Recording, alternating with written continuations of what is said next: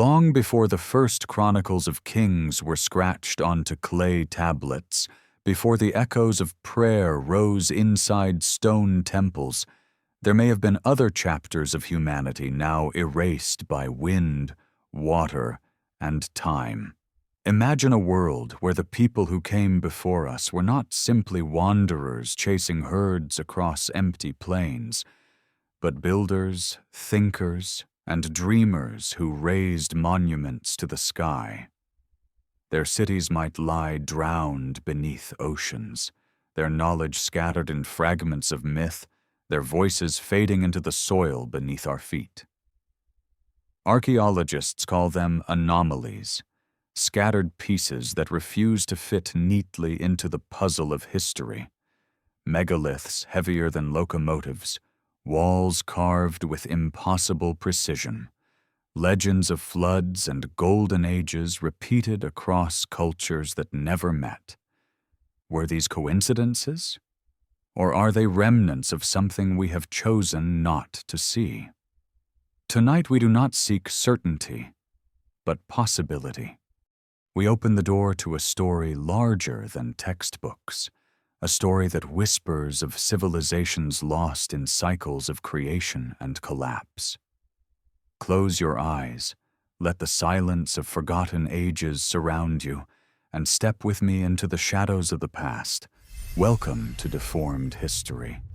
If you're drawn to stories like these, the ones that live in the shadows between what we see and what was made to disappear, feel free to like and subscribe only if it feels right. And let me know in the comments, where are you watching from, and what time is it for you right now? I love seeing our little map of watchers light up around the world. The first steps into this mystery do not begin in a library or lecture hall, but on a hillside swept by cold winds, where the earth itself seems to guard its secrets with patient silence. You stand there at dawn, the sky painted in pale bands of blue and rose, watching shadows retreat across rough stone that rises from the ground like the ribs of some buried giant. To the untrained eye, these are just boulders scattered by chance, but if you pause long enough, a strange order reveals itself. The stones form circles and alignments, their surfaces marked with figures of animals, birds, and stars, carved not by erosion, but by deliberate hands. This is Göbekli Tepe, a site in southeastern Turkey that defies everything we thought we knew about human beginnings. 12,000 years ago, according to accepted history, our ancestors were hunters and gatherers living in small bands, moving constantly in search of food, with little time for building anything more permanent than a campfire. And yet here, before farming, before writing, before even pottery, a community raised massive limestone pillars taller than a man and heavier than a car, arranging them in sacred rings. The carvings on their surfaces are not random decorations, but a bestiary of lions, vultures, boars, serpents, images that pulse with myth and memory. Some scholars believe these stones are the world's first temples, the physical expression of spiritual thought in an age when humans supposedly had no leisure for such things. Others whisper that they are something even stranger, evidence that an advanced tradition of engineering and artistry existed long before the so-called cradle of civilization in Mesopotamia. Walking among the ruins today, you can almost feel the weight of that contradiction pressing in. How did hunter-gatherers, with only stone tools and bone chisels, manage to quarry, shape, and transport monoliths of 16 tons across uneven terrain? Experimental archaeology shows that with enough labor, ropes, and patience, such a feat is possible. But possible does not explain why. What compelled them to sacrifice decades of effort, perhaps even generations, to create a monument no one was meant to live inside, a place not of shelter, but of ceremony? Was it religion? A vision of gods that demanded stone bodies larger than life? Was it the stars? A cosmic map set into the earth to mirror constellations above? Or was it something more practical, a gathering point for scattered tribes, a place where ritual bound communities together in fragile times of climate change and uncertainty? The Younger Dryas, a period of sudden cooling around 10,800 BCE, had transformed fertile valleys into deserts and forced human groups to adapt or perish. Could these stones be a desperate offering to powers unseen, carved prayers for survival as the ice retreated and the earth trembled? What deepens the enigma is the decision to bury the site deliberately. Around 2,000 years after it was built, the people who raised Göbekli Tepe covered it with tons of earth and rubble, sealing it away so thoroughly that it remained hidden for millennia until modern excavators stumbled upon it in the 1990s. Why bury what must have been the pride of their world? Perhaps they feared it, or perhaps they believed its time had ended. In many ancient cultures, burial was not only for the dead, but for sacred spaces that had served their purpose. To cover a temple in soil was to return it to the womb of the earth, to preserve it in silence until another age could hear its message. Whatever their reasons, the result is that Göbekli Tepe greets us today not as a ruin eroded by centuries, but as if its builders had stepped away yesterday, their intentions still etched sharply in stone. To stand among the pillars is to be surrounded by questions that whisper louder than answers. One carving depicts a headless man, his body rigid as vultures wheel above him. Was this a warning of sacrifice, a memory of violence, or a metaphor for transformation? Another shows a combination of animal forms, blurring the line between human and beast, echoing shamanic practices where a person enters the spirit world by becoming other than themselves. Still others reveal abstract signs, circles, crescents, lines, that hint at calendars or symbols we have lost the key to interpret. In the stillness of the site, these images seem alive, as if waiting for us to listen more carefully, to reconstruct a language of stone that time has fractured. Yet Göbekli Tepe is not alone.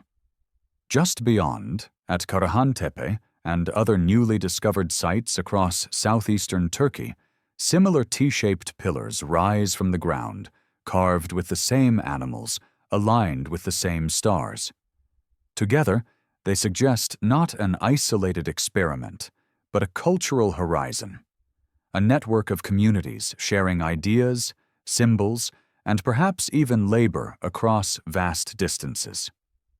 This pushes the birth of complex society thousands of years earlier than the textbooks admit, back to a time when ice still lingered on mountaintops and the wheel was not yet invented. What does that mean for us?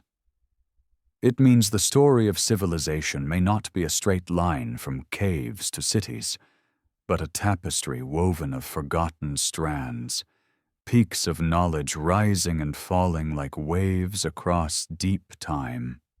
If you listen closely, you may even hear echoes of these forgotten builders in myths that traveled far beyond Anatolia.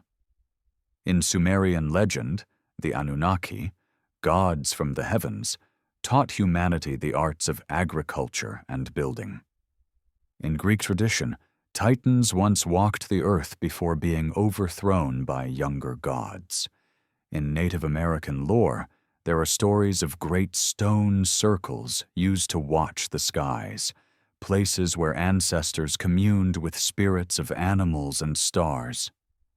Could these tales be distorted memories of real people, of gatherings around stone monuments now crumbling under the Turkish sun? Perhaps myth is not invention, but survival. the only way knowledge could travel across millennia when writing did not yet exist. And here we encounter the fragile thread that binds us to the deep past: oral tradition. Long before script, memory itself was the library. A story told at a fire, repeated across generations, became a vessel of information encoded in rhythm and symbol. In that sense, the animals on Göbekli Tepe's pillars might be more than art. They could be sentences in a language of survival, reminding listeners of migrations, seasons, dangers, and hopes. Imagine a child sitting at the edge of a gathering, hearing the story of the headless man as a warning or lesson, looking up at the stars that the elders pointed out, and understanding that the world is larger and stranger than the immediate horizon. So as the dawn brightens and the shadows shrink on that hill in Turkey, you realize you are not simply visiting ruins. You are standing at a threshold where myth and stone meet, where the earliest known attempt to anchor human experience in permanence whispers across 12 millennia. It is humbling, unsettling, exhilarating. And as the wind rises through the carved lions and serpents, it is as if voices from that forgotten time are reminding us, you are not the first, nor will you be the last, to wonder who we are and what we might leave behind. From the windswept hills of Anatolia, where carved vultures and serpents keep their eternal vigil, the trail of mystery carries us further east and south, across deserts and valleys, into lands where myth and memory overlap so seamlessly that it becomes impossible to separate one from the other. If Göbekli Tepe suggested that humans could raise monuments before agriculture, then the story of Gunung Padang, a forest-covered hill in Indonesia, asks an even bolder question. What if humanity's architectural ambition began not 12,000 years ago, but 20,000? Picture a green mound draped in tropical vines, its surface littered with volcanic basalt columns, arranged in terraces that step up the slope like the ribs of a sleeping giant. For centuries, local people treated the hill as sacred, calling it the Mountain of Light. On its flat plateaus, they left offerings, prayed for guidance, and told stories of ancestors who once shaped the earth into harmony with the sky. For most archaeologists of the 20th century, it was catalogued as just another megalithic site, perhaps 4,000 years old, remarkable but not unprecedented. Yet beneath its soil, the hill held secrets that patient instruments would one day begin to reveal. In the late 1990s, archaeologists studied the exposed terraces, noting how the basalt blocks had been cut into polygonal shapes and fitted together with a geometric care that seemed excessive for a society of simple farmers. Some stones weighed several tons, yet they were stacked to form platforms overlooking the valley. When researchers tried to date the organic material trapped between the stones, they found ages of 3,000 to 4,000 years. Old, yes, but consistent with the known Bronze Age societies of Southeast Asia. That seemed to close the case until a new generation of scientists returned with tools undreamed of by earlier explorers. In 2010, teams employed ground-penetrating radar and seismic surveys to peer into the heart of the hill.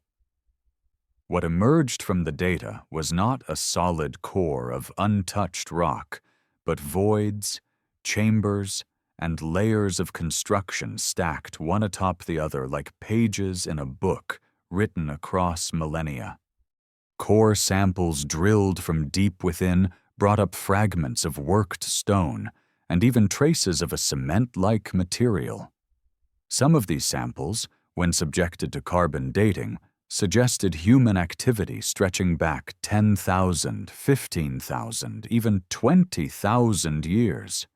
If true, it meant that beneath the tropical soil lay not a natural hill, but a pyramid older than any in Egypt, a monument raised in an epoch when humans were supposed to be nomadic, armed only with stone blades, their thoughts consumed by the daily grind of survival.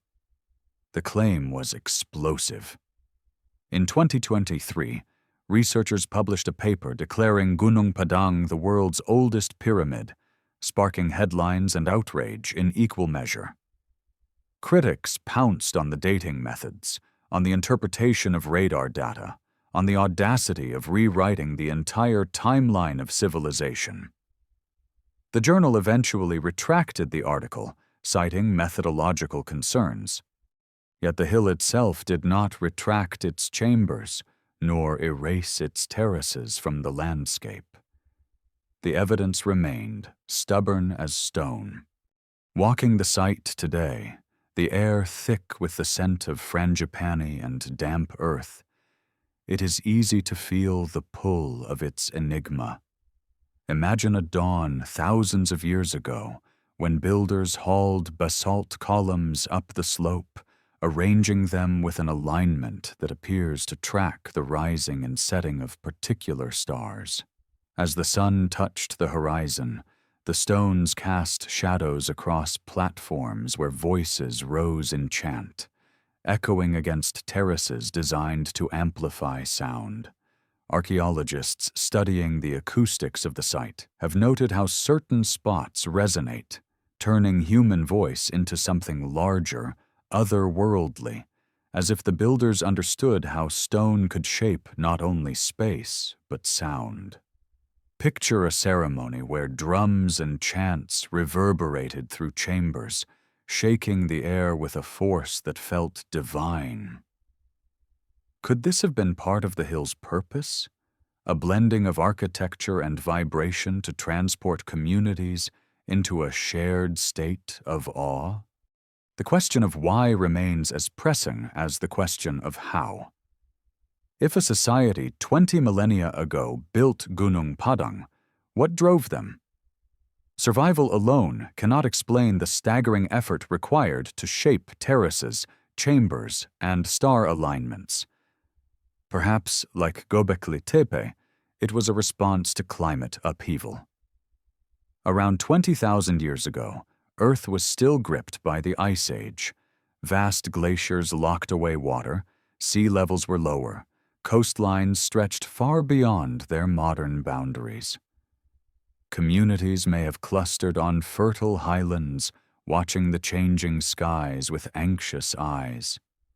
The terraces could have been a map, a calendar, a way to track the heavens and anticipate the shifts of nature. Or perhaps they were monuments of memory, built to preserve the knowledge of a world that was already vanishing. Local traditions remember the hill as a place of power, a dwelling of ancestors who came before recorded history. Some whisper of connections to the myth of Mu, the legendary continent said to have sunk beneath the Pacific. While scholars dismiss this as fanciful, the resonance between myth and site is difficult to ignore. Could survivors of a drowned coast have retreated inland, carrying with them the skills and stories of a vanished world, etching them into terraces of stone as a testimony to what once was? In myth, exaggeration and metaphor often serve as armor for memory, protecting truths too vast or painful to transmit plainly.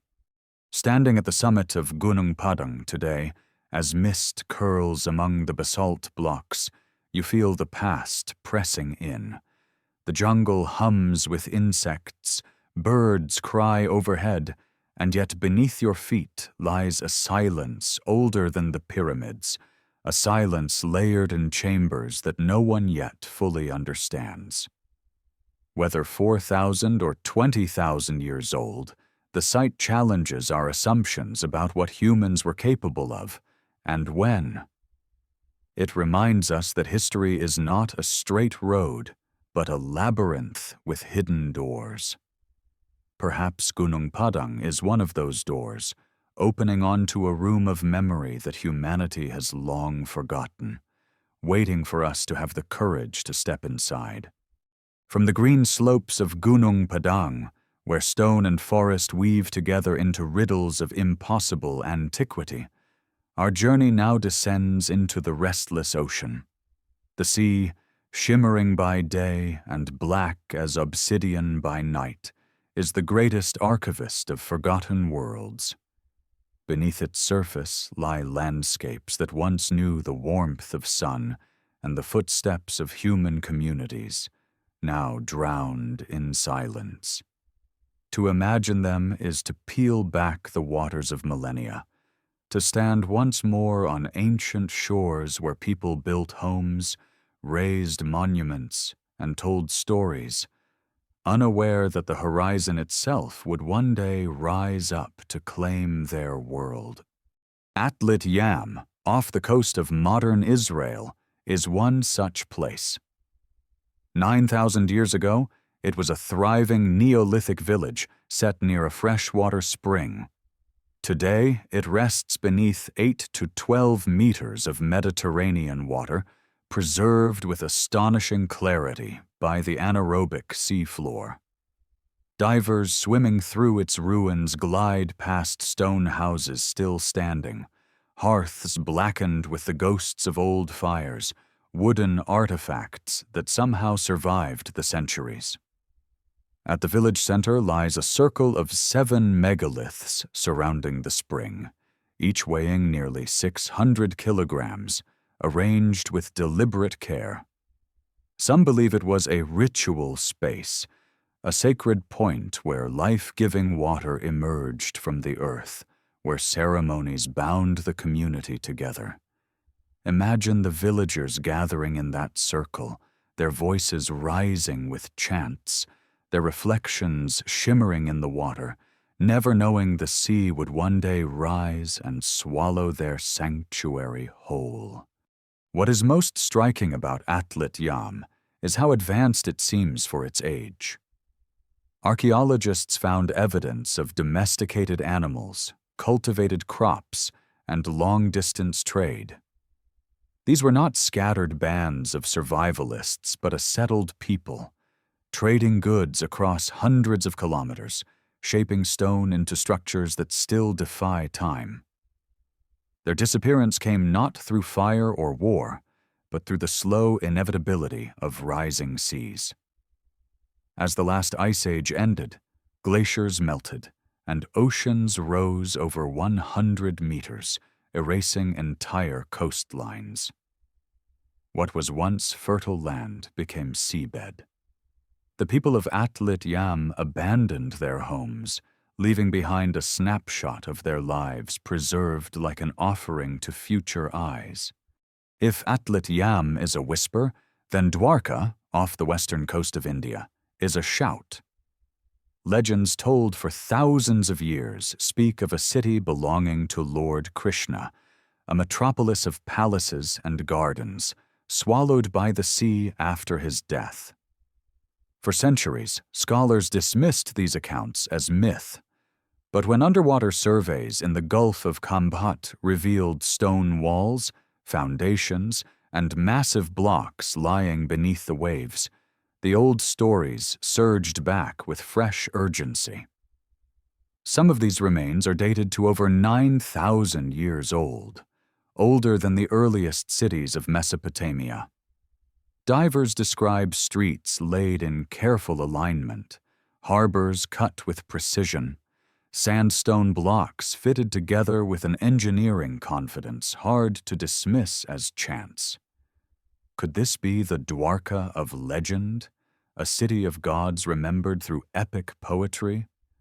Or is it an even older settlement whose memory Krishna's story merely inherited, passed down in symbolic form until myth and history became indistinguishable? To imagine swimming through Dwarka is to drift through the corridors of memory itself. Fish dart through windows that once framed human lives. coral blossoms across foundations where festivals might have been celebrated. Every ripple of the tide is like a whisper from the past, telling us that the line between myth and history is not as solid as textbooks claim. If floods did consume cities like Dwarka, then the flood myths of countless cultures, the Epic of Gilgamesh in Mesopotamia, the tale of Noah in the Bible, the drowning of Kumari Kandam in Tamil tradition, might not be allegories alone, but fractured memories of real coastlines erased by rising seas. Further west, in Greece, another drowned city lies beneath shallow waters, Pavlopetri. 5,000 years old, it is often called the oldest submerged city known to archaeology. Unlike Dwarka or Atlit Yam, it is mapped in stunning detail.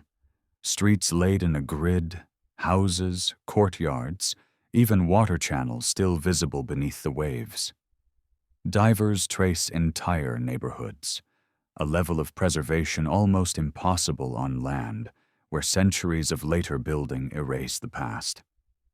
Pavlopetri looks as if its citizens stepped away only yesterday, leaving their markets and homes intact.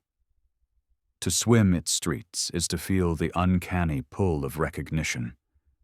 This was not a world of mythic gods, but of ordinary people, traders and farmers, living complex lives that the sea decided to keep for itself.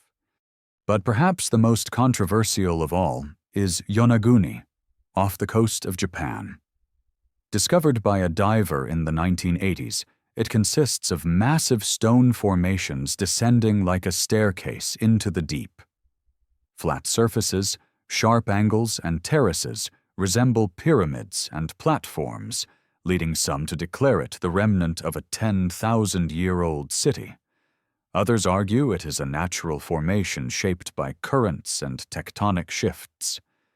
The debate remains fierce, for the ocean guards her secrets tightly. To gaze upon Yonaguni is to see ambiguity carved in stone. Is this a monument of human hands or a cathedral of geology mistaken for design? Perhaps it is both, a natural formation later modified, a stage where people enacted ceremonies now lost to memory. Whatever the truth, its presence keeps alive the tantalizing idea that entire chapters of human history might lie submerged, waiting for discovery. What unites these sites, Atlit Yam, Dwarka, Pavlopetri, Yonaguni, is not only their submersion, but their challenge to the neat progression of history. Each suggests that human communities were building, trading, and organizing at levels far more advanced than once thought, long before the official dawn of civilization. And if these are merely the few we have found, how many more cities lie hidden beneath seas we have barely mapped? Less than 5% of the ocean floor has been explored in detail. Entire continents of memory may rest there, silent, waiting for technology or chance to reveal them. Standing on a modern shore, waves lapping at your feet, it is impossible not to feel the weight of these possibilities. The sea seems eternal, yet it is restless, always advancing, always retreating. Our own cities, built proudly along coastlines, may one day join the drowned worlds of Atlit Yam or Dwarka. In this way, the ocean is not only a destroyer, but a mirror, reminding us that impermanence is the fate of all human endeavor. Still, as we dive into the mysteries of submerged cities, we also glimpse resilience, the determination of people to build, to trade, to create meaning, even when the horizon itself was destined to shift. From the silence of the ocean floor, we rise once more to the highlands and plateaus of solid earth, where stone giants stand in defiance of time, gravity, and even imagination. If submerged cities whisper of worlds swallowed by water, then these megaliths roar with the audacity of those who moved mountains with human hands. Across continents, from Lebanon to Peru to Bolivia, we find blocks of stone so massive that even modern cranes would groan under their weight. Yet they rest fitted together with a precision that mocks erosion and earthquakes alike. To stand before them is to feel dwarfed, not only by their size, but by the mystery of the minds and methods that placed them here. In the Bekaa Valley of Lebanon lies Baalbek, once known as Heliopolis, the city of the sun. Among its Roman ruins sits something older and stranger, a foundation wall known as the Trilithon. 3 limestone blocks, each over 20 meters long and weighing more than 800 tons, rest side by side so tightly that not even a blade of grass slips between them. Nearby, in a quarry, lies an even larger stone, the so-called Stone of the Pregnant Woman, half-carved, half-buried, estimated at 1,200 tons.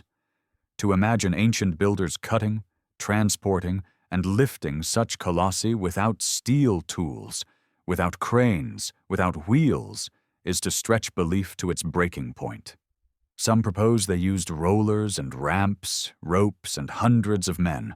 Others wonder if forgotten techniques, perhaps involving leverage, sound, or magnetism, were once known but lost. Whatever the truth, the stones remain, silent but unyielding, as if daring us to admit our ignorance. Across the ocean and high in the Andes, at an altitude of over 11,000 feet, another marvel awaits. The fortress of Sacsayhuaman overlooks the Inca capital of Cusco, with walls that twist and turn like a giant stone puzzle. Here, massive boulders, some over 100 tons, have been cut and fitted into irregular shapes, each with as many as 12 sides, locked so perfectly that not even a knife blade can enter the joints.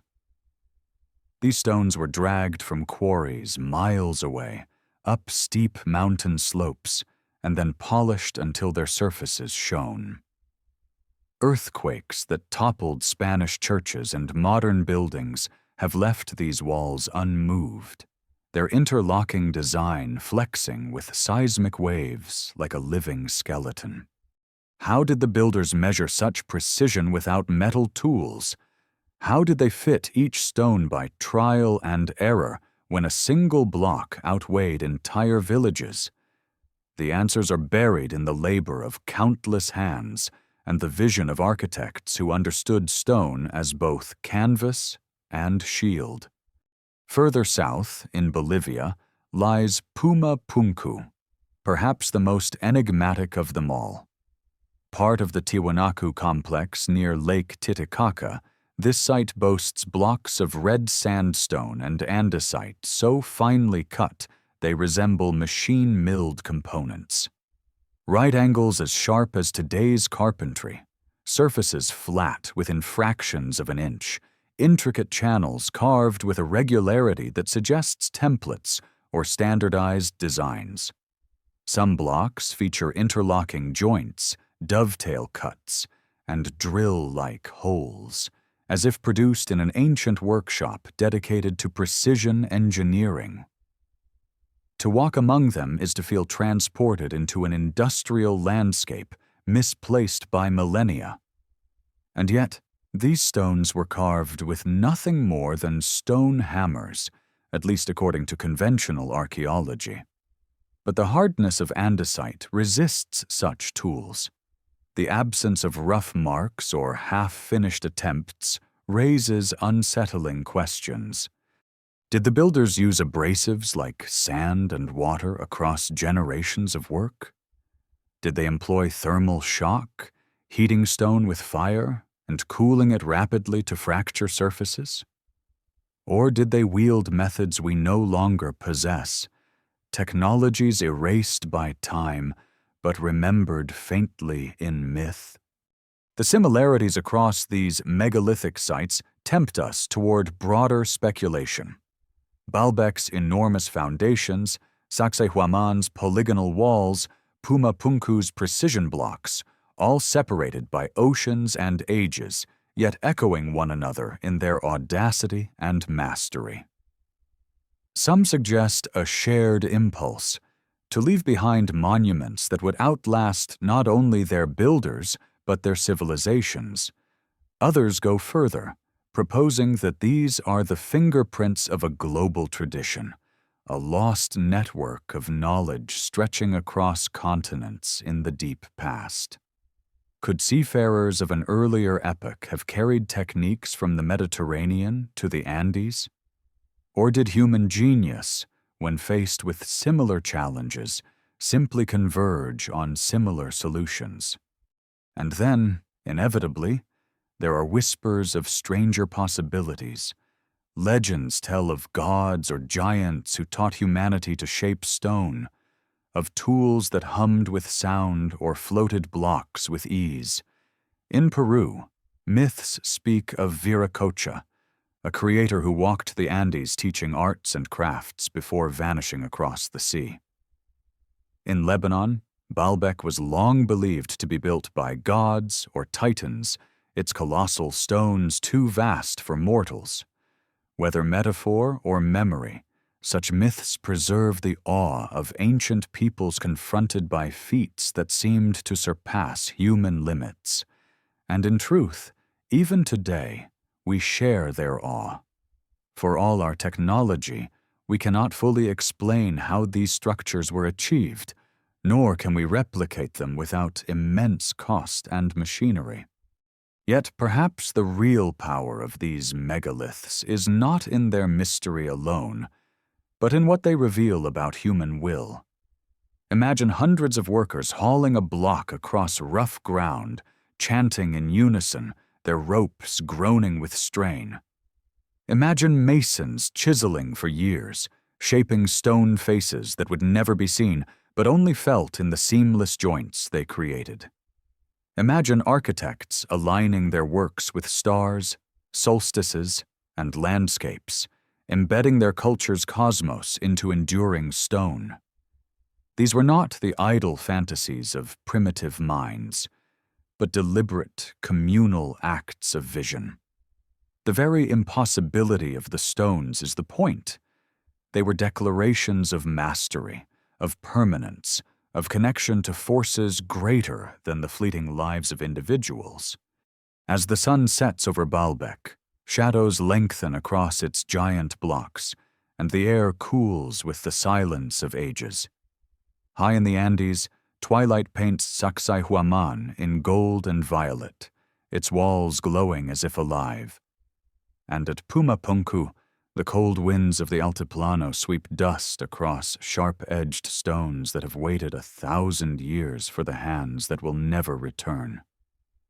To visit these places is to stand between worlds, the world of human labor we recognize, and the world of possibility that eludes us.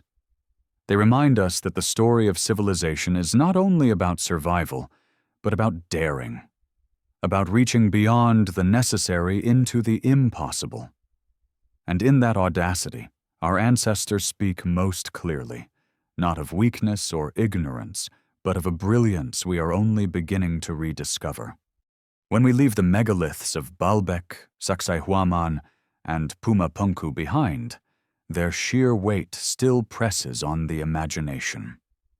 They are puzzles of stone that seem almost to taunt us, whispering that the tools we imagine our ancestors wielded may not be the whole story.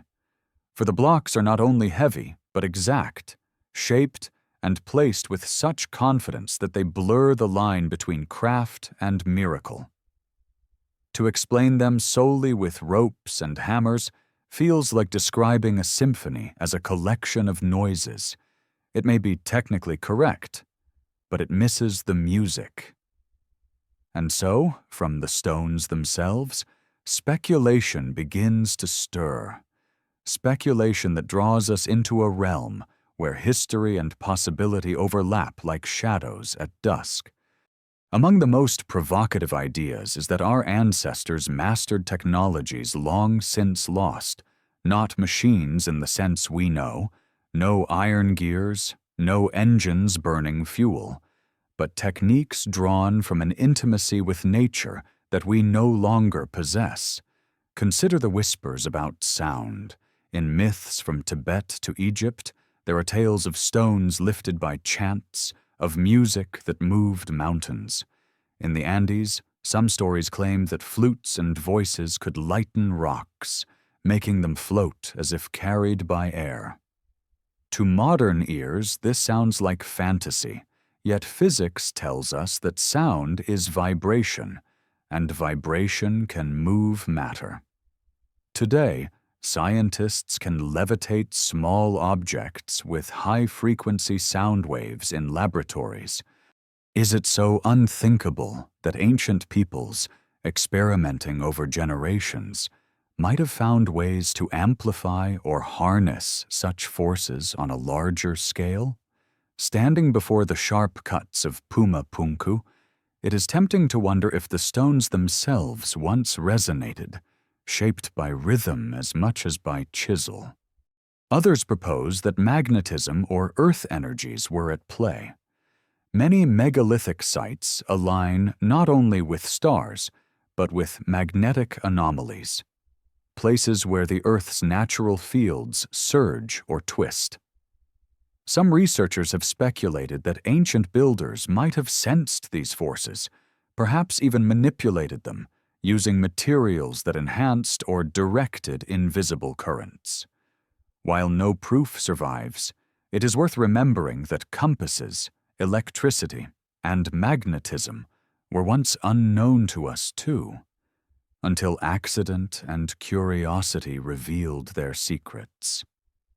What knowledge might have been uncovered and then forgotten in the deep cycles of human time?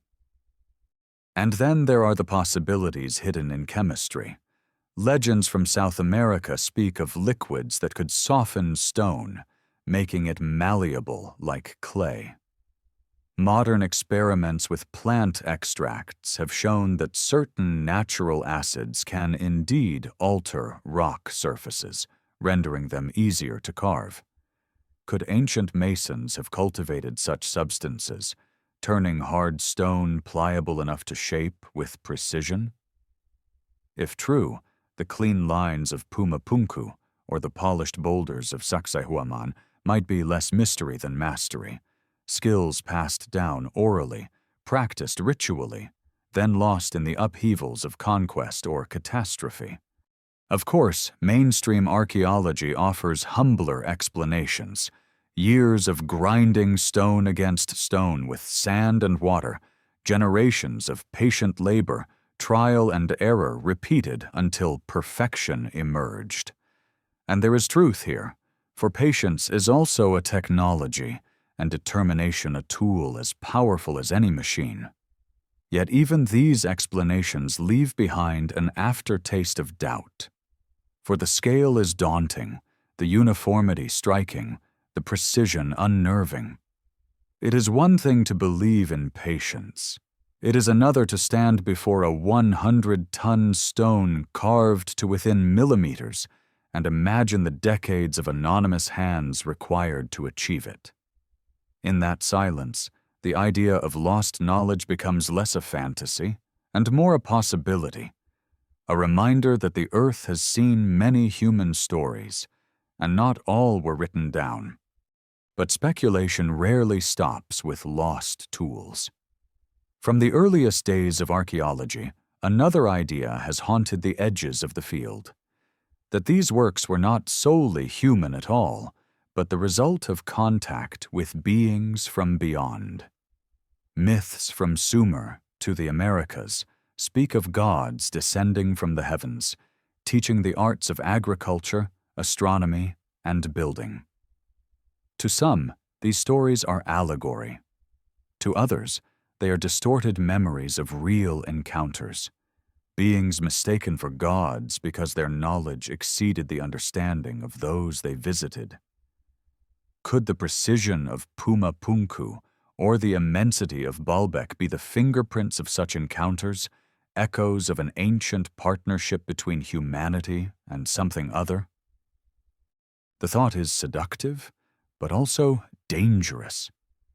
It risks diminishing the brilliance of our ancestors, reducing their achievements to gifts from elsewhere rather than triumphs of their own. And yet, even if we set aside aliens, the myths themselves matter, for they reveal how ancient people understood their own past, as a dialogue with powers greater than themselves, whether divine, cosmic, or ancestral. In that sense, the stones serve the same purpose regardless of origin. They anchor human imagination to something eternal, something larger than the fragile span of individual lives. And so we return to what is perhaps the most important speculation of all, that human history is not a straight road, but a cycle, a series of rises and falls where knowledge blooms, flourishes, and then fades into silence, leaving only fragments for the future. Floods, earthquakes, plagues, invasions, each has the power to erase centuries of skill. A people who knew how to align stones with stars might vanish, leaving only their monuments and myths as proof. Thousands of years later, another people stumble upon the ruins and wonder if the builders were even human. In this way, mystery is not proof of the supernatural, but of amnesia, civilization's tendency to forget itself. Perhaps this is why the idea of lost technologies stirs us so deeply. It is less about machines and more about memory. We sense that the earth is older than we admit, that its soil is layered with forgotten chapters, that beneath every explanation lies another question. The megaliths, the terraces, the drowned cities. They are not simply artifacts, but mirrors, showing us both the ingenuity of our ancestors and the fragility of the knowledge we hold. As night falls on the plateau of Pumapunku, stars ignite above like cold fire, constellations that once guided both shepherds and sailors. Imagine the builders looking upward, tracing patterns across the sky, embedding them into stone so their descendants would never forget. And yet, most of those descendants did forget. It is we, millennia later, who return in search of what was lost, reading the stones like half-burned pages of a book. Perhaps the builders would laugh at our confusion, or perhaps they intended it, knowing that mystery itself is a message. Remember that you have forgotten. The stones, after all, are not just mute relics. They are voices, quiet but insistent, saying, "The past is larger than you think." When we step away from the megaliths and their unanswered questions, the path forward does not always lie in stone. Sometimes it lives in story, in the fragile breath of words carried across centuries, surviving long after temples crumble. Oral traditions, myths, and legends have long been dismissed as fables, poetic inventions meant to explain the unknown. Yet when we place them beside the ruins we have seen, they begin to glow with new meaning. They may be less about fantasy and more about memory, vessels carrying the experiences of ancient peoples through time. In this sense, every tale of gods, floods, and vanished lands might be a fragment of history disguised as myth. Consider the flood myths, among the most universal stories humanity has ever told. In Mesopotamia, the Epic of Gilgamesh recounts a deluge that spared only one man, Utnapishtim, who built a boat to survive. In the Hebrew Bible, Noah follows the same path, preserving his family and animals upon an ark. In Hindu tradition, the god Vishnu warns Manu of a coming flood, guiding him to safety. Across the Pacific Islands, oral stories speak of waves rising to swallow islands, while among the Maya, myths describe waters that erased earlier worlds. Even in Australia, Aboriginal traditions remember shorelines that vanished beneath the sea, with detail precise enough to match geological maps of Ice Age coastlines. How is it that cultures scattered across continents, isolated by oceans, carry such similar memories? Coincidence alone feels unsatisfying. Perhaps they preserve echoes of a real catastrophe. The rising seas that drowned coastal communities at the end of the last ice age. Imagine a family 15,000 years ago living on fertile land where the sea is now. Their home sits near a river mouth, abundant with fish, their fields thriving with crops. Over generations, the horizon shifts. Waters creep forward, slowly but relentlessly. One day, storms surge higher than before. Saltwater intrudes, villages must move inland. To the survivors, this slow-motion catastrophe becomes myth. The sea rose in anger, gods punished humanity, the world was remade. Children hear these tales by the fire, and their children retell them centuries later. Eventually, the details of the event blur, but the core survives. Beware the flood. Remember that worlds can drown.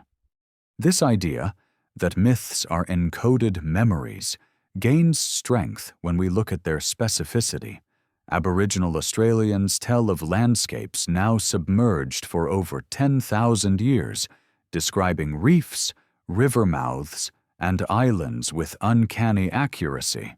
In some North American traditions, stories describe celestial events, migrations, and even volcanic eruptions later confirmed by geology.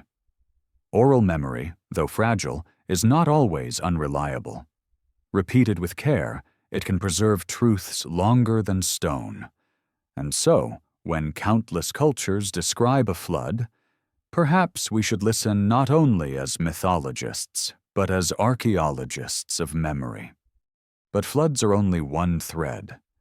Many myths also speak of golden ages, times when humans lived in harmony with gods, when knowledge flowed freely, when societies rose to brilliance before falling into ruin.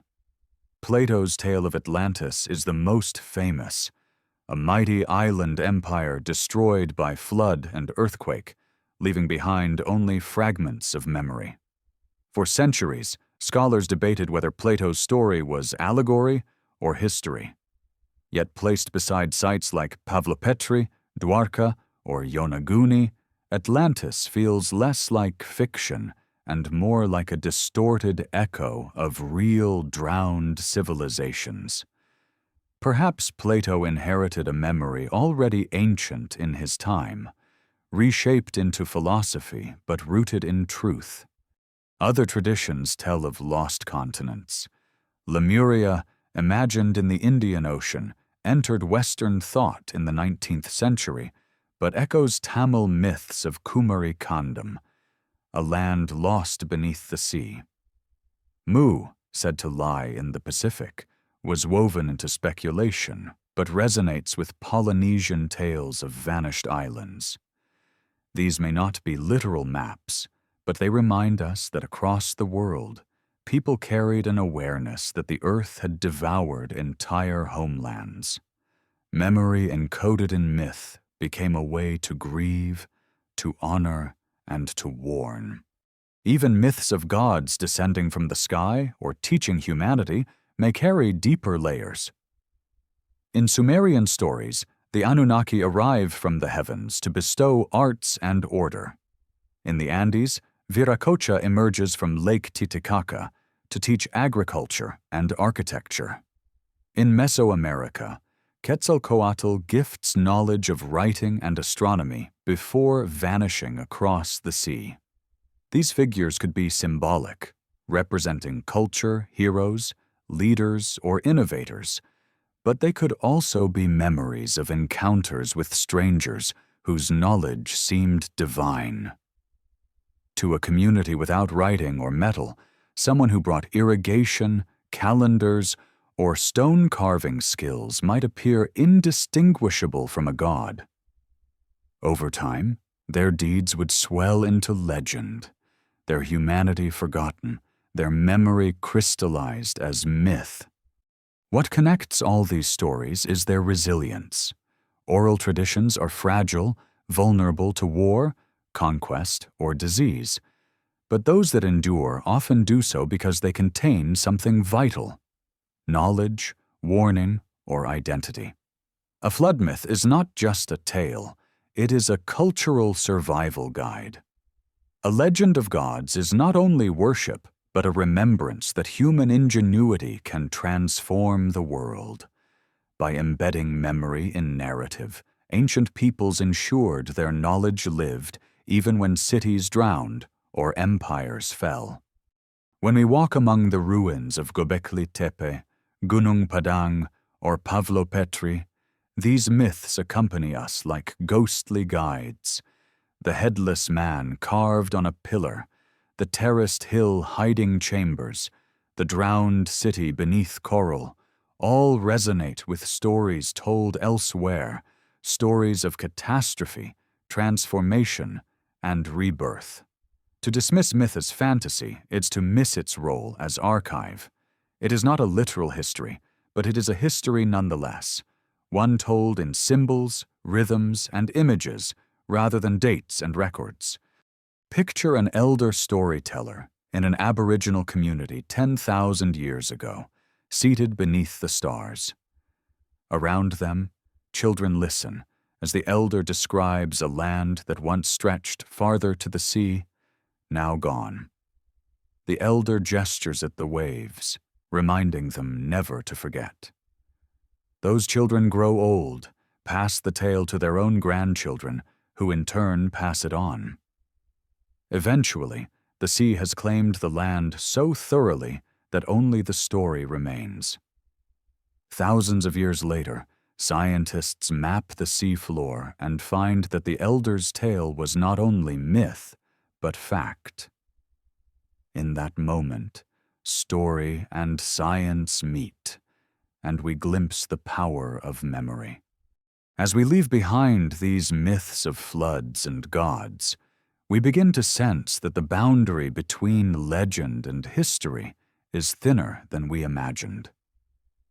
The stories may not give us precise blueprints of the past, but they remind us that civilizations rise and fall, that knowledge is fragile, that memory itself is a technology. And as the fire of that storyteller burns low, their voice fading into the hum of night insects, the lesson endures. What we build may vanish, but what we tell may survive. As myths whisper of floods and golden ages, as stones defy explanation, the modern world reaches for tools to pierce the silence of the past. For centuries, archaeology relied on spades and brushes, patient hands peeling soil from bones and pottery. But in recent decades, a revolution has begun, one that does not disturb the earth at all, but listens to it, scans it, reads it like a hidden manuscript. With LiDAR, radar, DNA, and even artificial intelligence, we are uncovering not only ruins, but entire landscapes, vast, forgotten worlds hidden beneath jungle, desert, and sea. If ancient myths are the memory of the past, these technologies are its X-ray, revealing what human eyes alone could never see. Take LiDAR, light detection, and ranging. Mounted on aircraft, it fires pulses of laser light at the ground, measuring the time they take to return. Dense jungle can hide cities from view, but LiDAR strips away the vegetation, leaving behind the bare bones of topography. Over the jungle of Guatemala, LiDAR has revealed more than 60,000 hidden structures belonging to the Maya: pyramids, causeways, fortifications, transforming our understanding of their civilization. What once seemed like isolated city-states are now known to be part of a vast interconnected network, rivaling modern nations in scale. Imagine flying over what looks like endless forest, only to discover beneath the canopy an entire world, invisible for centuries but suddenly glowing on a computer screen. The jungle kept the secret, but light gave it back. Ground-penetrating radar works differently, but tells its own stories. By sending radio waves into the Earth and recording the echoes, it maps structures buried beneath soil. At Stonehenge in England, radar has revealed dozens of previously unknown monuments and ditches encircling the famous stones, suggesting the site was part of a massive ritual landscape. In Turkey, radar at Göbekli Tepe has detected further circles of buried pillars waiting for excavation, confirming that the part we see is only a fraction of the whole. And at Gunung Padang, as we saw earlier, radar suggested layers of terraces and chambers beneath the hill, stirring controversy, but also possibility. It is as though the Earth itself is a palimpsest, a manuscript overwritten again and again, waiting for us to read the older stories beneath the surface. Even DNA, once thought fragile and fleeting, is now speaking across deep time. Not only the DNA in bones, but fragments in soil, ice, and sediment. Known as environmental DNA, these traces can reveal which plants and animals once lived in a place, even when no fossils remain. In Greenland, scientists recently sequenced DNA from 2 million years ago, discovering evidence of forests where today only ice reigns. In caves where humans once sheltered, soil samples yield traces of their presence long after their bones are gone. This means that even when stone is silent, biology remembers. One day, environmental DNA may confirm the presence of people in landscapes we never suspected, rewriting the story of where and when humans lived. Artificial intelligence, too, is entering the field. Vast amounts of data, satellite images, LiDAR scans, aerial photographs, are too overwhelming for human eyes alone. AI can sift through them, detecting patterns invisible to us. In Peru, algorithms scanning desert imagery have identified hundreds of new Nazca lines, geoglyphs of animals, people, and shapes etched into the soil, hidden among thousands of square kilometers of barren ground. In the Amazon, AI applied to LiDAR has uncovered traces of long-lost roads and settlements, suggesting that what was once thought to be pristine jungle was in fact home to millions of people centuries ago. AI, in this sense, becomes a new kind of archaeologist, tireless, impartial, capable of seeing the faintest signals of human presence across vast landscapes. What these technologies reveal is both exhilarating and humbling. They confirm that we have only scratched the surface of human history. For every site we know, countless others remain unseen. Cities may lie buried under farmland, jungles may conceal empires, deserts may hide the bones of forgotten caravans. The ocean, covering 70% of our planet, remains the greatest mystery of all, with less than 5% mapped in detail. Who knows what drowned civilizations wait in the abyss, their stones cloaked in coral, their streets patrolled only by fish? Yet the tools also remind us of fragility. We see how easily entire societies can vanish, leaving behind only faint traces. Without LiDAR, the Maya cities would remain hidden, swallowed by the forest. Without radar, Stonehenge would remain an isolated puzzle rather than a vast, sacred landscape. Without DNA, we would forget forests that grew before ice, people who walked before history. Technology uncovers not only the brilliance of the past, but also the ease with which it slips away. Still, each revelation tightens the thread between us and those who came before. When LiDAR reveals causeways crisscrossing a jungle, we walk the paths of ancient feet. When radar finds buried temples, we touch the faith of forgotten hands. When DNA whispers of vanished animals, we glimpse the ecosystems our ancestors knew. Technology does not erase mystery, it deepens it, showing us how much remains beyond reach. But it also offers hope, that the past is not lost, only hidden, waiting for us to ask the right questions with the right tools.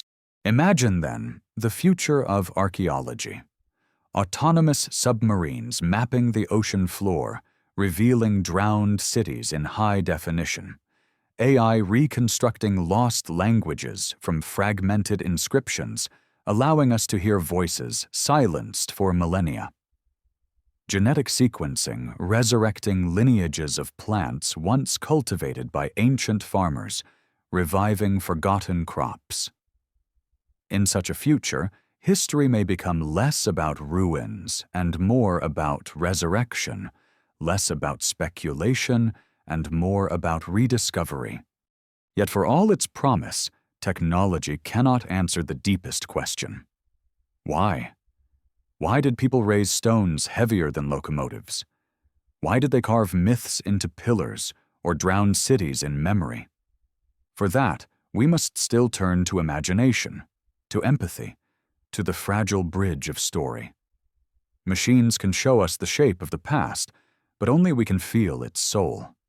And so, as we harness LiDAR and DNA, we must also listen to myths, walk among ruins, sit with silence. For history is not a puzzle to be solved, but a conversation to be continued across millennia between us and those who came before. As the drone of a LiDAR aircraft fades into the horizon, as screens flicker with images of lost cities glowing beneath jungle canopies, we realize that the past is not gone. It is still here, layered beneath our feet, inscribed in soil, stone, and story. And with every new tool we invent, the earth whispers a little louder, daring us to remember. If technology allows us to peer beneath the soil and waves, what it reveals again and again is a pattern not of steady progress, but of disruption. Civilizations rise, but they also fall, often not by choice, but by catastrophe. The earth is restless, and history is written not only in monuments and myths, but in the scars left by disaster.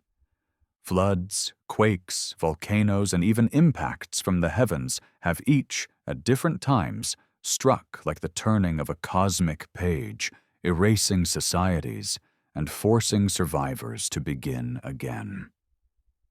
To explore these events is to understand that human history may not be a ladder climbing steadily upward, but a cycle of growth and collapse, memory and forgetting. Consider the Younger Dryas, a sudden return to Ice Age cold around 10,800 BCE, just as the world seemed to be warming. For centuries, glaciers had been retreating, seas rising, climates softening. Then, almost overnight in geological terms, temperatures plummeted, glaciers advanced, and ecosystems collapsed. To hunter-gatherers already balancing on the edge of survival, it must have felt like the sky itself turned hostile. Some scientists argue that a comet or fragments of one struck the Earth, igniting wildfires across continents, darkening the skies with soot, and plunging the world into cold. Whether comet, volcano, or complex climate shift, the result was devastation. Megafauna like mammoths and giant sloths vanished, human populations shrank, and survivors scattered. In this crucible of catastrophe, new ways of life emerged, perhaps even the impulse to build monuments like Göbekli Tepe, as desperate offerings to powers that seemed to control the elements. Volcanoes, too, have rewritten human stories.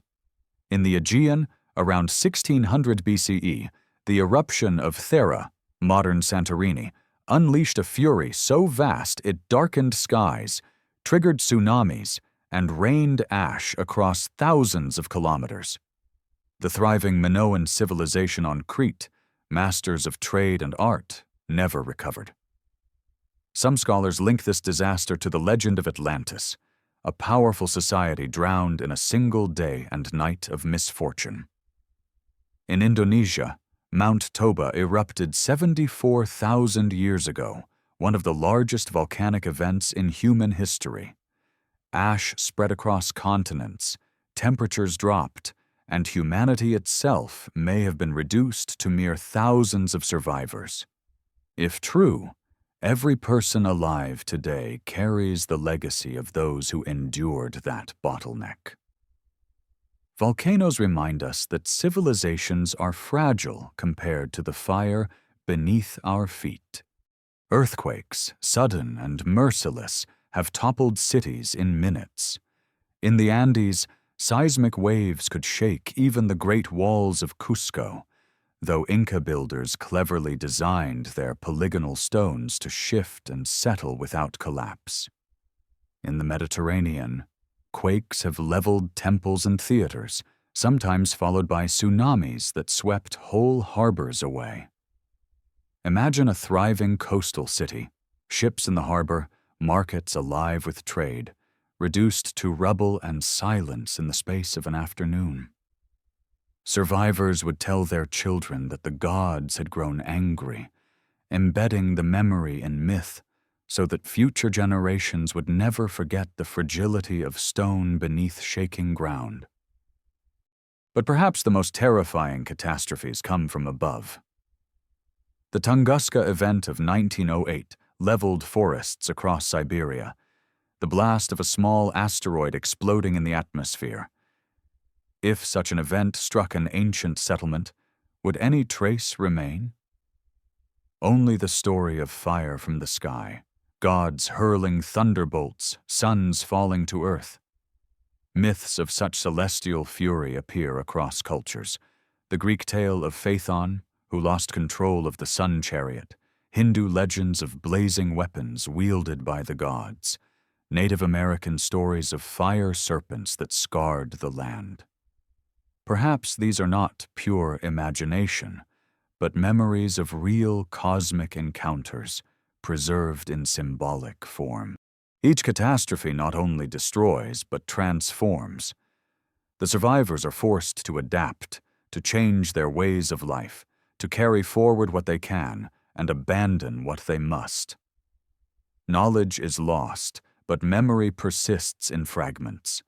A flood becomes a myth. A volcano becomes a god.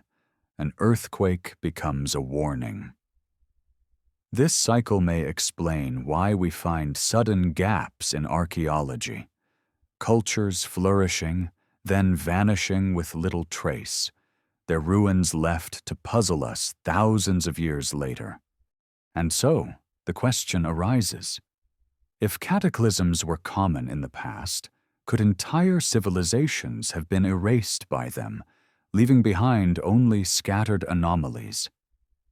A coastal culture could have been drowned as seas rose after the Ice Age. A mountain society could have been buried beneath volcanic ash. A global network of trade could have been shattered by climate collapse.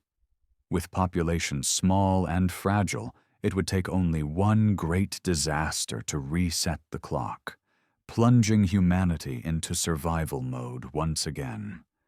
The survivors would remember, but only in story. Their monuments, if any endured, would stand isolated, confusing later eyes who could not imagine the world that built them.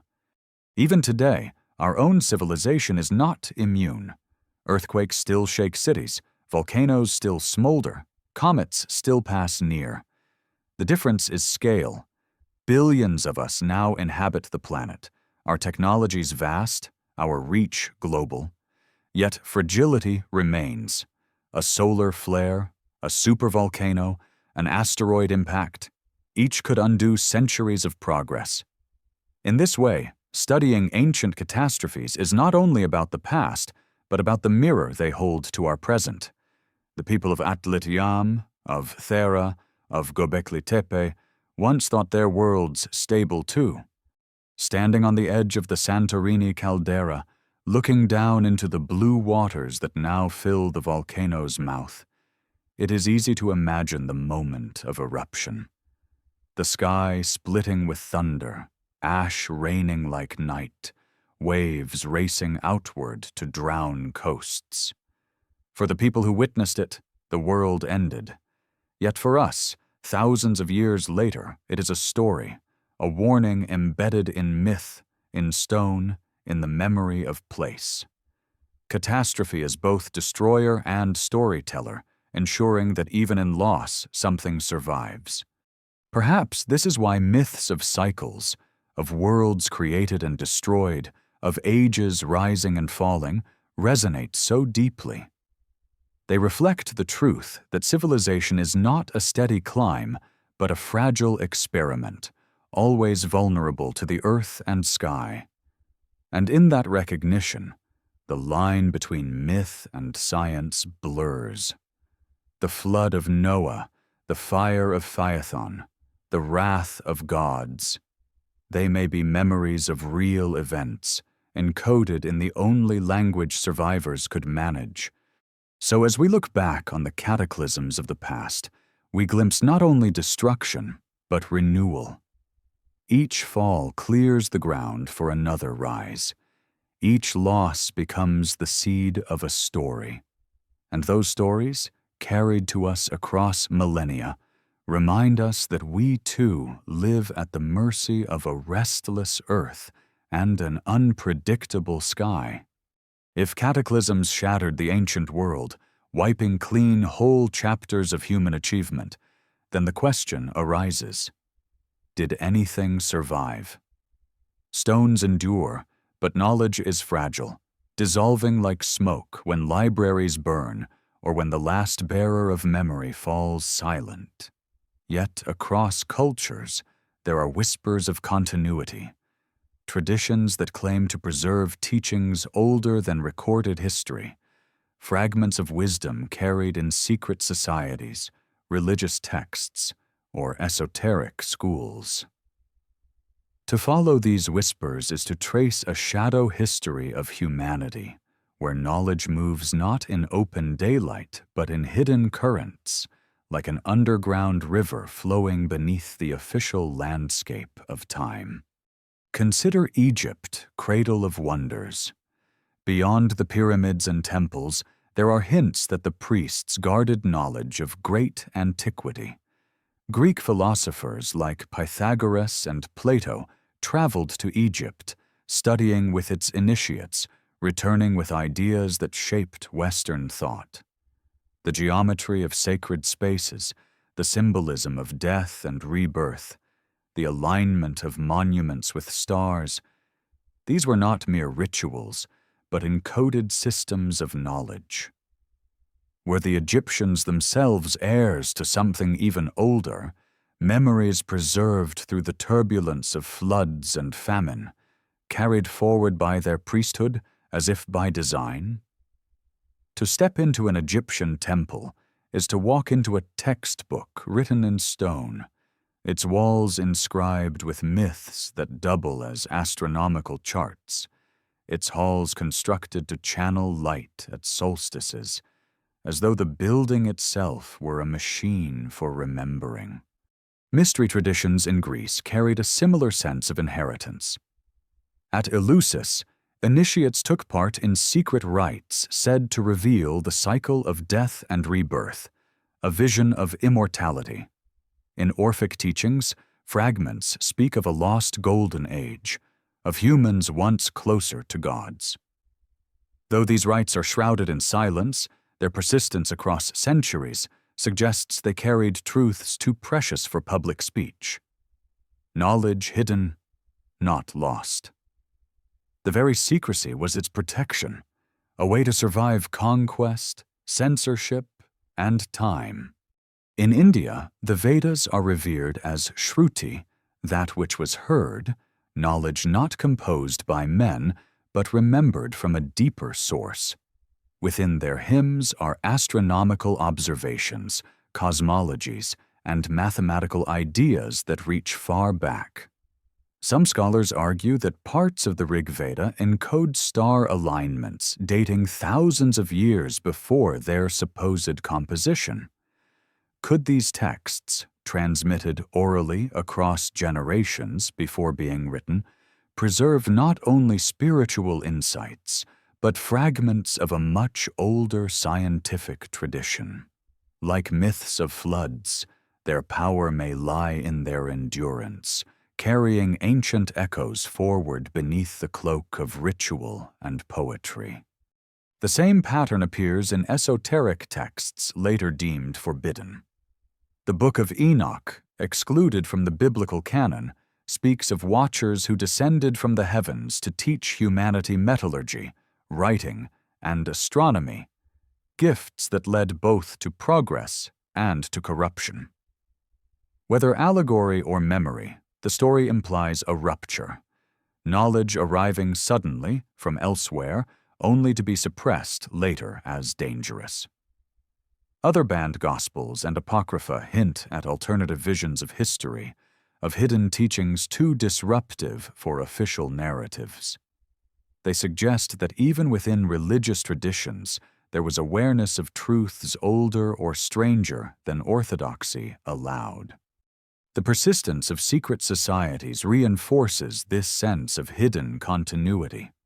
From the builders of medieval cathedrals to Renaissance alchemists, from Masonic lodges to Rosicrucian orders, each claimed lineage from an ancient source, a chain of transmission stretching back through Egypt, Greece, or even Atlantis. Though historians often dismiss these claims as inventions, the very insistence reveals a hunger for continuity, a belief that the wisdom of the past has not wholly vanished but survives in fragments, encoded in symbols, awaiting rediscovery. Even if the genealogies are fanciful, the fragments themselves, geometric patterns, star maps, allegorical texts, still hint at deeper roots. Why would knowledge be hidden rather than shared? Perhaps because it was dangerous. In ages of collapse, knowledge could be weaponized, hoarded, or destroyed. Better to embed it in myth, encode it in symbol, or transmit it only to initiates who could guard it. A temple aligned with solstices is not only a religious site, but a calendar, allowing prediction of seasons. A myth of gods descending is not only story, but memory of cultural encounter. To hide knowledge in story is to preserve it across millennia.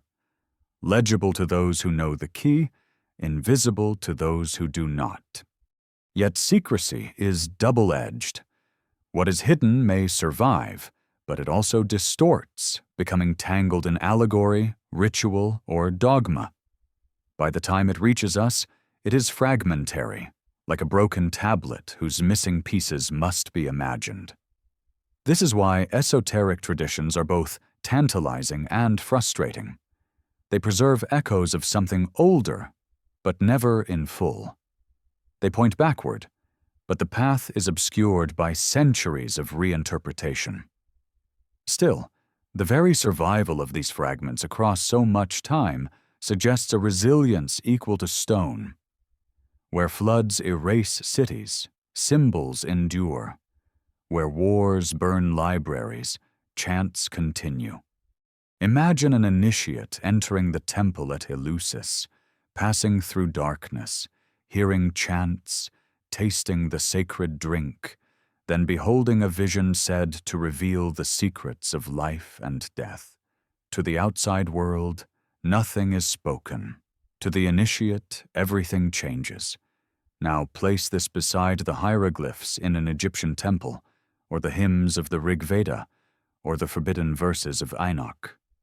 Each is a door guarded by secrecy, but behind each door lies the same impulse, to remember what catastrophe and time seek to erase. Perhaps this hidden continuity explains why certain patterns reappear across civilizations. The same geometric ratios, the golden mean, sacred squares, mandalas, emerge in temples oceans apart. The same myths of descent and ascent, of floods and renewals, appear in cultures that never met.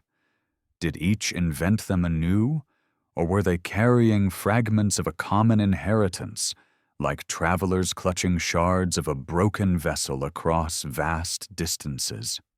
As the moon rises over the Nile or the Ganges or the Aegean, one feels the weight of this possibility. Knowledge may be fragile, but memory is stubborn.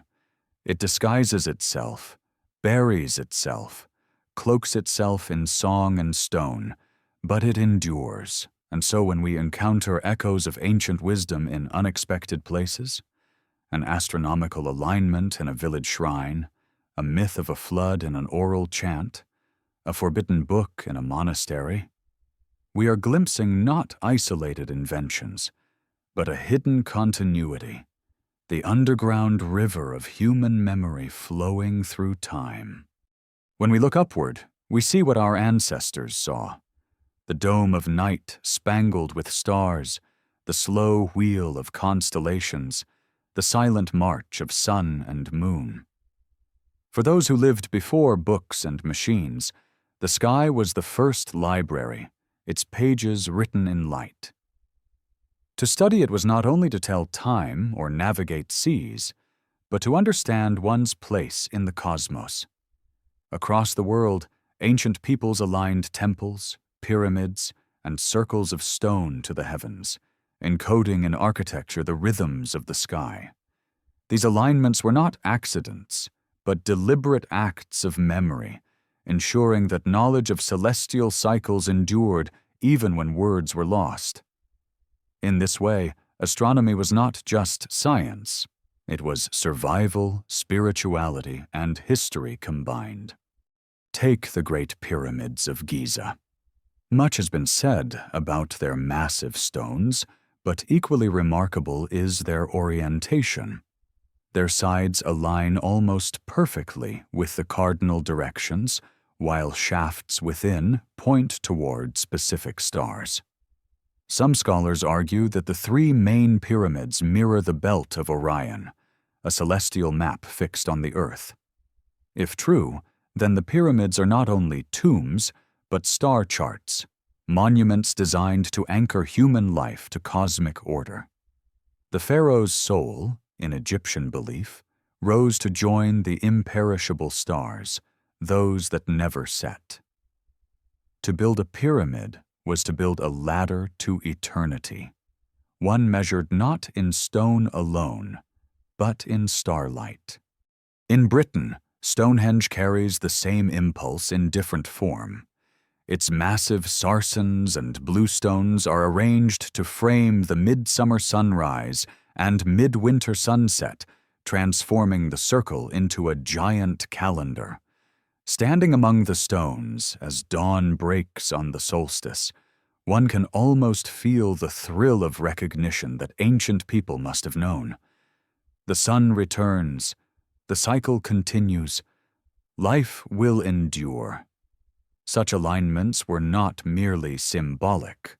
For farmers, predicting the seasons was survival itself, guiding when to plant and harvest. By building in stone what they observed in the sky, they ensured that knowledge of time would persist even if memory faltered. Farther east, in the Indian subcontinent, Vedic texts describe the nakshatras, lunar mansions dividing the sky into 27 sections, each tied to rituals and calendars. Observations of equinoxes and solstices embedded in these hymns suggest a deep astronomical awareness, possibly reaching back thousands of years before the texts were written. In Mesopotamia, Clay tablets preserve records of eclipses, planetary motions, and celestial omens. The Babylonians mapped the heavens with such precision that their methods influenced Greek astronomy centuries later. To them, the sky was a tablet on which the gods wrote, and to read it was to know divine will. Even in the Americas, the same pattern emerges. The Maya built entire cities as cosmic instruments. At Chichen Itza, the pyramid of Kukulkan casts a serpent of shadow down its staircase during equinox sunsets, a spectacle uniting architecture and astronomy in a single moment of revelation. Their calendars, more accurate than those of Europe at the time, tracked cycles of sun, moon, and Venus with astonishing precision. To the Maya, time itself was sacred, a force woven into creation, and their monuments preserved that truth in stone and shadow. The question is not whether ancient people studied the sky, but how much they knew, and how far back that knowledge reached. Did they track precession? The slow wobble of Earth's axis that shifts star positions over millennia. Some argue that alignments at sites like Nabta Playa in Egypt, dating over 6,000 years, hint at such awareness. Others suggest that myths of world ages, gold, silver, bronze, iron, reflect observations of long astronomical cycles, encoded as stories of decline and renewal. Whether or not this is true, the pattern remains. Sky and story intertwine, preserving memory across vast stretches of time. To imagine the role of astronomy in lost civilizations is to see the sky as both teacher and archive. Imagine a community rebuilding after catastrophe, their myths of floods still fresh. They look upward and realize the stars are unchanged, the constellations still wheel, the sun still returns. Here is continuity amid chaos, stability amid loss. By anchoring their rituals and monuments to the heavens, they ensure that no matter what storms or wars come, the knowledge of time remains. The sky cannot be burned, cannot be drowned. It is the one text always open. And so myths become astronomical codes. The Greek story of Orion and the Pleiades is not only myth but star map. The Hindu tale of Vishnu's steps across the cosmos may encode astronomical distances. The Egyptian journey of Ra through the underworld mirrors the sun's nightly passage. In Polynesia, chants of star paths guided canoes across the Pacific, memory preserved in rhythm and song. These are not childish tales, but sophisticated systems, carrying practical knowledge in symbolic form. To dismiss them as fantasy is to forget that before writing, myth was mathematics, poetry was astronomy, ritual was science. Even today, the power of these alignments can be felt. Stand at Stonehenge during the solstice sunrise, watch the first beam of light pierce between ancient stones, and you feel part of a continuum stretching back thousands of years. Visit Chichen Itza at equinox, watch the serpent of shadow descend, and you understand why entire cities gathered in awe. Look up at Orion over the pyramids of Giza, the belt stars mirrored in stone, and you sense the ancient builders reaching across eternity, saying, "Remember the sky, remember us."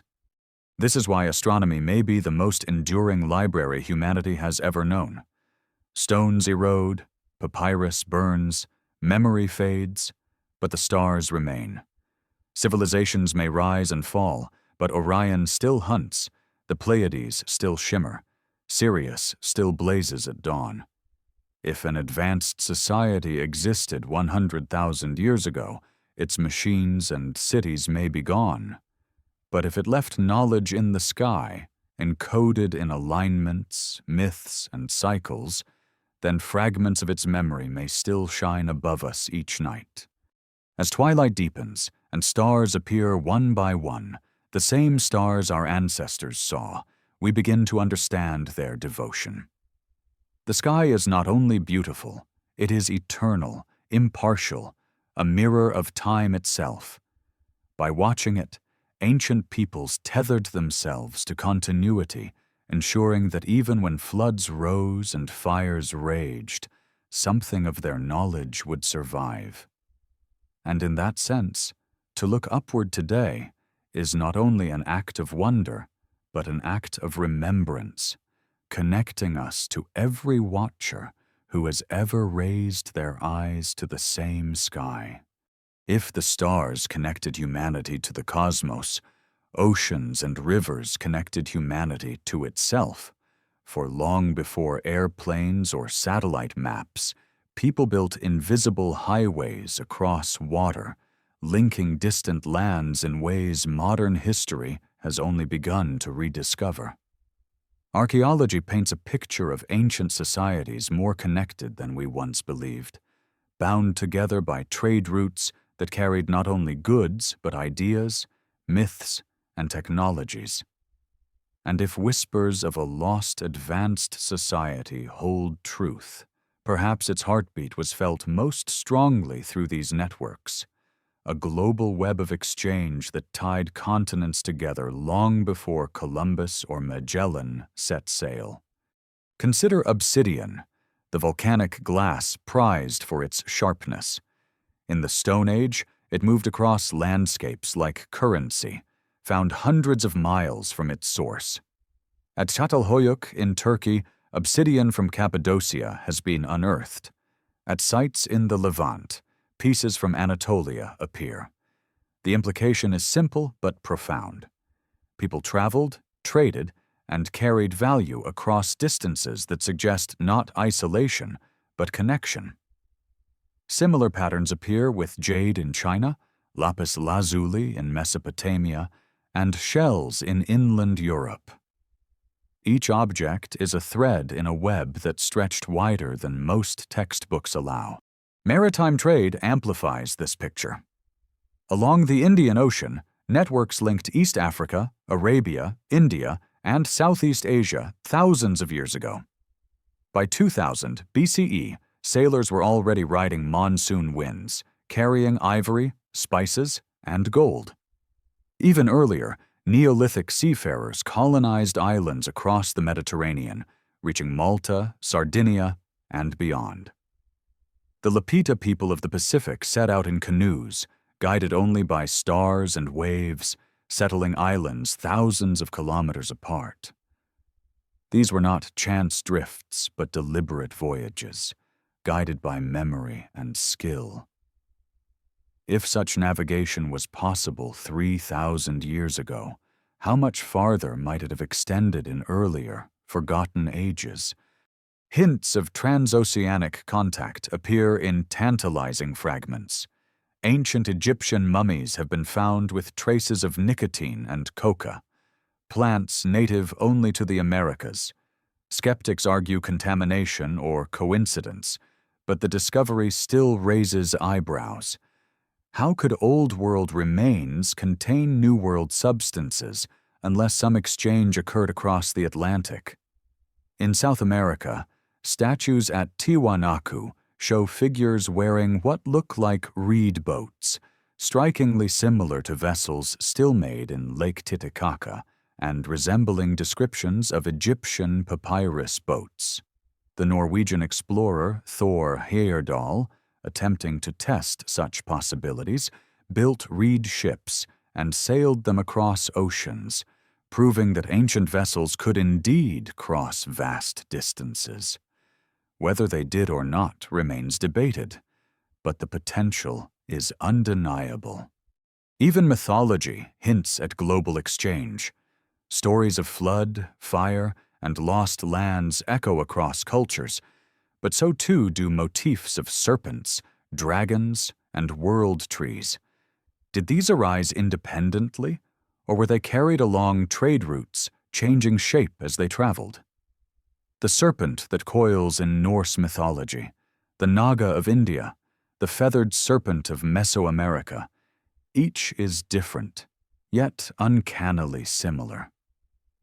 Perhaps these are archetypes of the human mind, or perhaps they are fragments of a shared symbolic language carried along forgotten routes.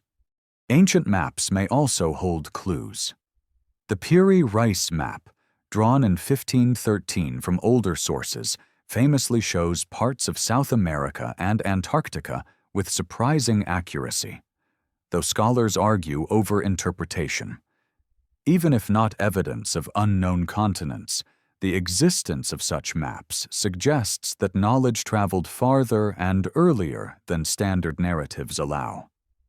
To chart coastlines requires not only sailors, but networks of exchange, merchants, explorers, storytellers, passing information from one shore to another until it spanned oceans. Imagine, then, the possibility of a prehistoric global network. Along rivers like the Nile, the Euphrates, the Indus, and the Yellow, civilizations rose like beads on a string, connected by currents that carried more than water. Across seas, island hoppers passed from coast to coast, linking cultures separated by thousands of miles. What if, at some point in the deep past, these threads converged into something greater, a web of communication and trade that stretched farther than we now realize? A society need not be modern in the way we are to be global. It only requires ships, memory, and courage. The Lapita proved it. The Polynesians proved it. Why not their forgotten predecessors? Skeptics argue that without iron tools, compasses, or written maps, such voyages were impossible. But indigenous navigators of the Pacific read the sea like a text, discerning patterns in waves, winds, and bird flight. Their maps were in memory, sung into chants, carried in ritual. They needed no paper to cross thousands of kilometers with accuracy modern sailors still struggle to match. If knowledge like this existed in one corner of the world, why not in others? What if, in ages before the Ice Age ended, communities navigated vast coastlines now drowned, leaving only myths of journeys and gods who came from across the sea? Trade routes are more than movement of goods. They are arteries of culture. Through them, technologies leapfrogged across continents, metallurgy, agriculture, even language. If obsidian blades could travel hundreds of miles, why not ideas of architecture or myths of floods? Perhaps this is why we find similar stoneworking styles, astronomical alignments, and mythic themes scattered across the globe. Independent invention is possible, yes, but connection, too, leaves fingerprints. Standing today at a harbor, watching ships glide across water, it is easy to imagine the same sight 10,000 years ago.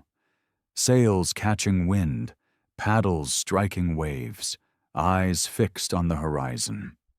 For those voyagers, the sea was not a barrier, but a bridge, and each journey was a thread tying human communities together. Our textbooks tell us global trade began with empires, with caravans and spice routes. But the stones, the myths, the scattered artifacts suggest otherwise. Long before history began to write itself, humanity may already have been global. When we follow the forgotten trade routes across oceans and deserts, what we begin to notice is not only the movement of goods, but the transmission of skills. Technologies that appear suddenly, without clear origin, as though inherited from an unseen source. Some are humble: pottery, weaving, farming. Others are more startling: metallurgy, architecture, energy. The deeper we look, the more we find fragments of knowledge scattered like broken gears of a lost machine, hinting at a level of sophistication that official history does not fully account for. Take metallurgy. Bronze emerges around 3300 BCE, an alloy of copper and tin requiring precise smelting temperatures and careful mixing. But the nearest sources of tin were often hundreds of kilometers away from copper mines, suggesting long-distance trade and advanced planning. Who first discovered that combining two metals would produce something stronger? Was it an accident of fire or the survival of an older tradition? Even older is the case of iron. Though its widespread use comes later, beads of meteoric iron were shaped in Egypt as early as 3000 BCE, hammered into ornaments that gleamed like stars. The sky itself had become a forge, and humans learned to wield its gifts. But metallurgy is only one piece. Consider the Baghdad battery, a clay jar from 2,000 years ago, containing a copper cylinder and iron rod. Some researchers suggest it could produce a weak electric current when filled with acidic liquid. Was it a simple storage container, or evidence of an understanding of electricity long before Benjamin Franklin flew his kite? Skeptics dismiss the idea as coincidence, but even coincidence leaves us with curiosity. Why would artisans combine materials in such a way, if not for some practical effect? Then there is the Antikythera mechanism, pulled from a shipwreck off Greece and dated to over 2,000 years ago.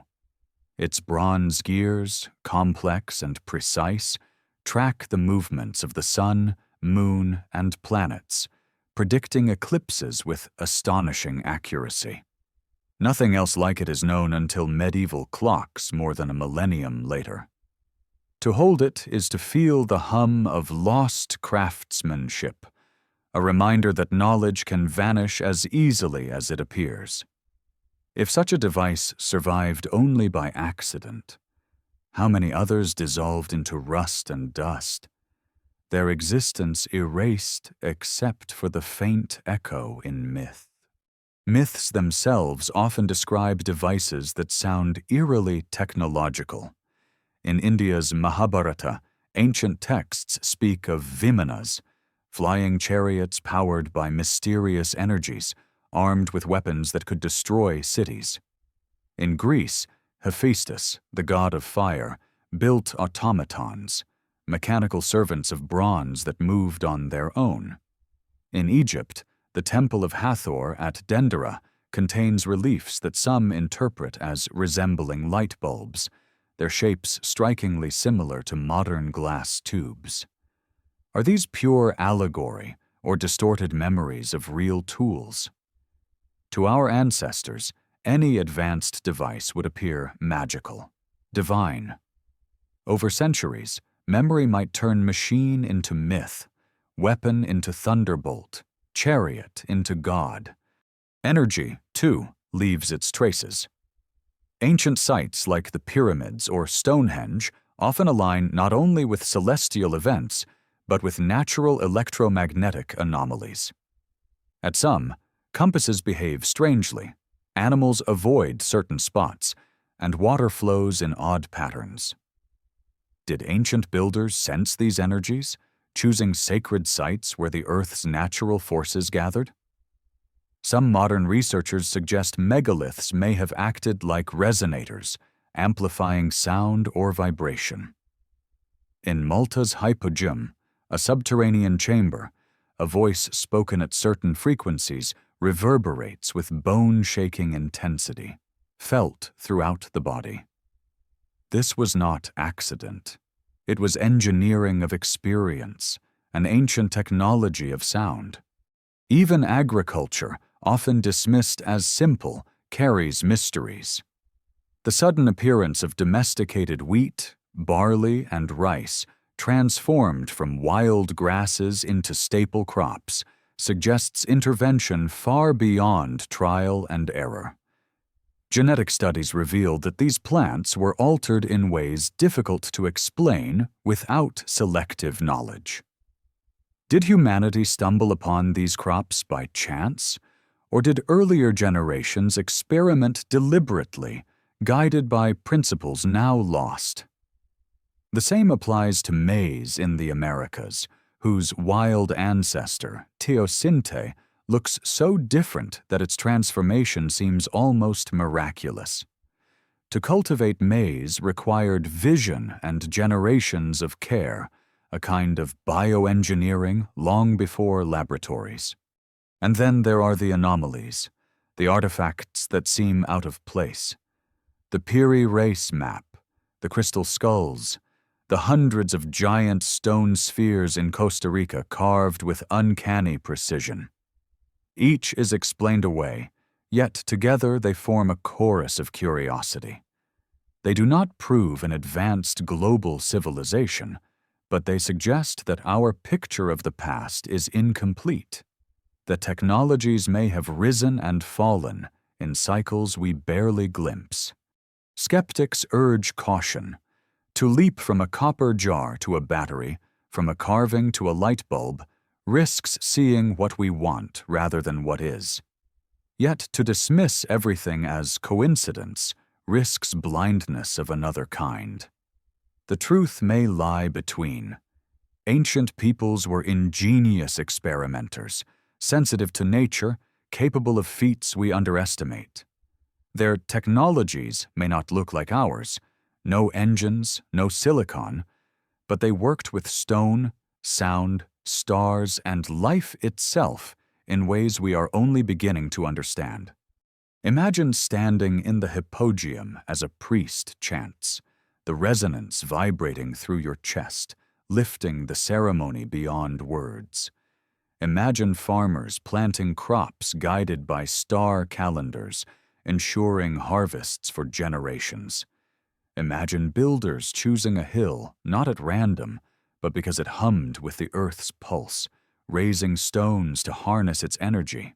To us, these may seem mystical, but to them, they were practical, tested, reliable. Technology is not always steel and electricity. It is any method that harnesses nature for human purpose. So perhaps the real question is not whether ancient people had technology, but what kind. If our civilization vanished tomorrow, leaving only ruins, future eyes might find our skyscrapers and wires incomprehensible, our satellites unrecognizable.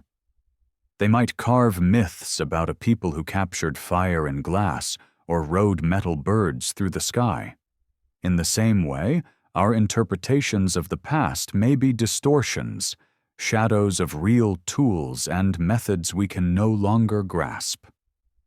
The Antikythera mechanism, the Baghdad battery, the resonant chambers.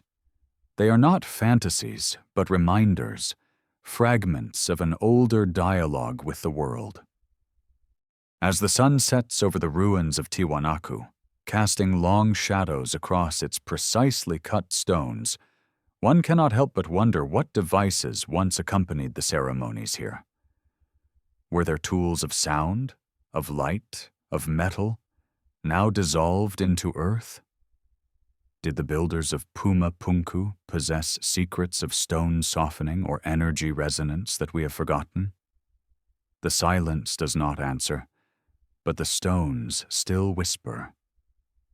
And in their whisper is the same message. We may not be the first to walk this path of discovery. Others may have come before, reaching heights we only now begin to sense. If technologies hint at forgotten mastery, then our own bodies may carry the deepest record of all. Long before writing, long before monuments, every human cell preserved the story of ancestry in spirals of DNA. To study genetics is to read an archive written in blood and bone, stretching back not thousands, but hundreds of thousands of years. And when we look closely, the script is not as simple as once believed. Humanity is not a single, unbroken line, but a tapestry woven from encounters, migrations, and mysteries. some known, some still hidden in shadow. For decades, the story was simple. Homo sapiens emerged in Africa around 200,000 years ago, spread across the globe, and replaced other archaic humans. But genetics revealed something more intricate. When modern humans left Africa, they met Neanderthals in Europe and Denisovans in Asia. They did not only fight or compete, they mingled. Today, most non-African people carry 2 to 4% Neanderthal DNA, while populations in Melanesia carry up to 5% Denisovan DNA. These fragments influence our immune systems, our metabolism, even our adaptation to altitude. We are, quite literally, hybrids of multiple human lineages. The myth of purity falls apart in the face of evidence. We are children of encounters. Yet even these encounters may not tell the whole story.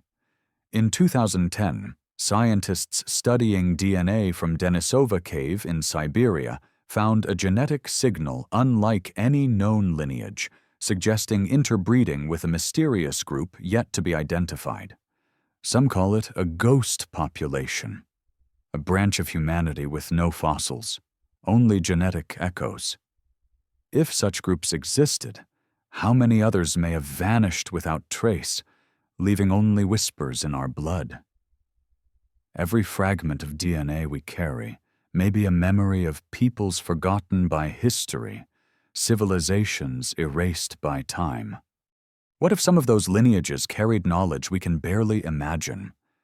Myths often speak of first people who were wiser, taller, longer-lived.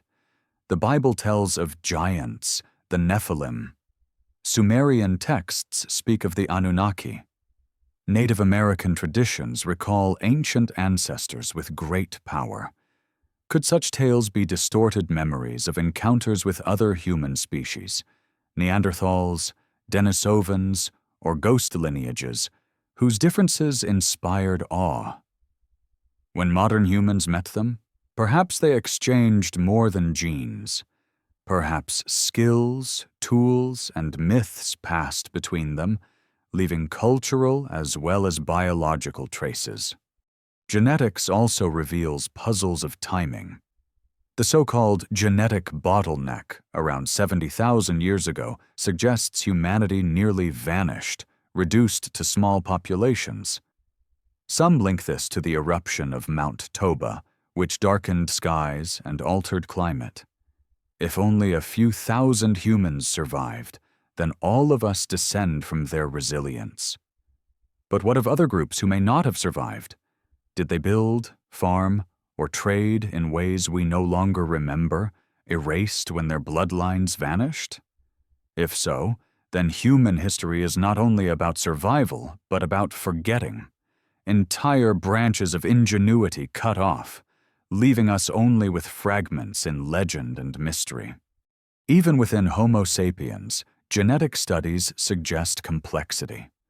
Certain lineages split early, remaining isolated for tens of thousands of years before rejoining the broader flow. The San people of southern Africa, for example, carry some of the most ancient lineages known, diverging from other humans over 100,000 years ago. Yet their culture includes myths, tools, and art as sophisticated as any. This shows that primitive is an illusion. Humanity's genius is older and wider than we assume.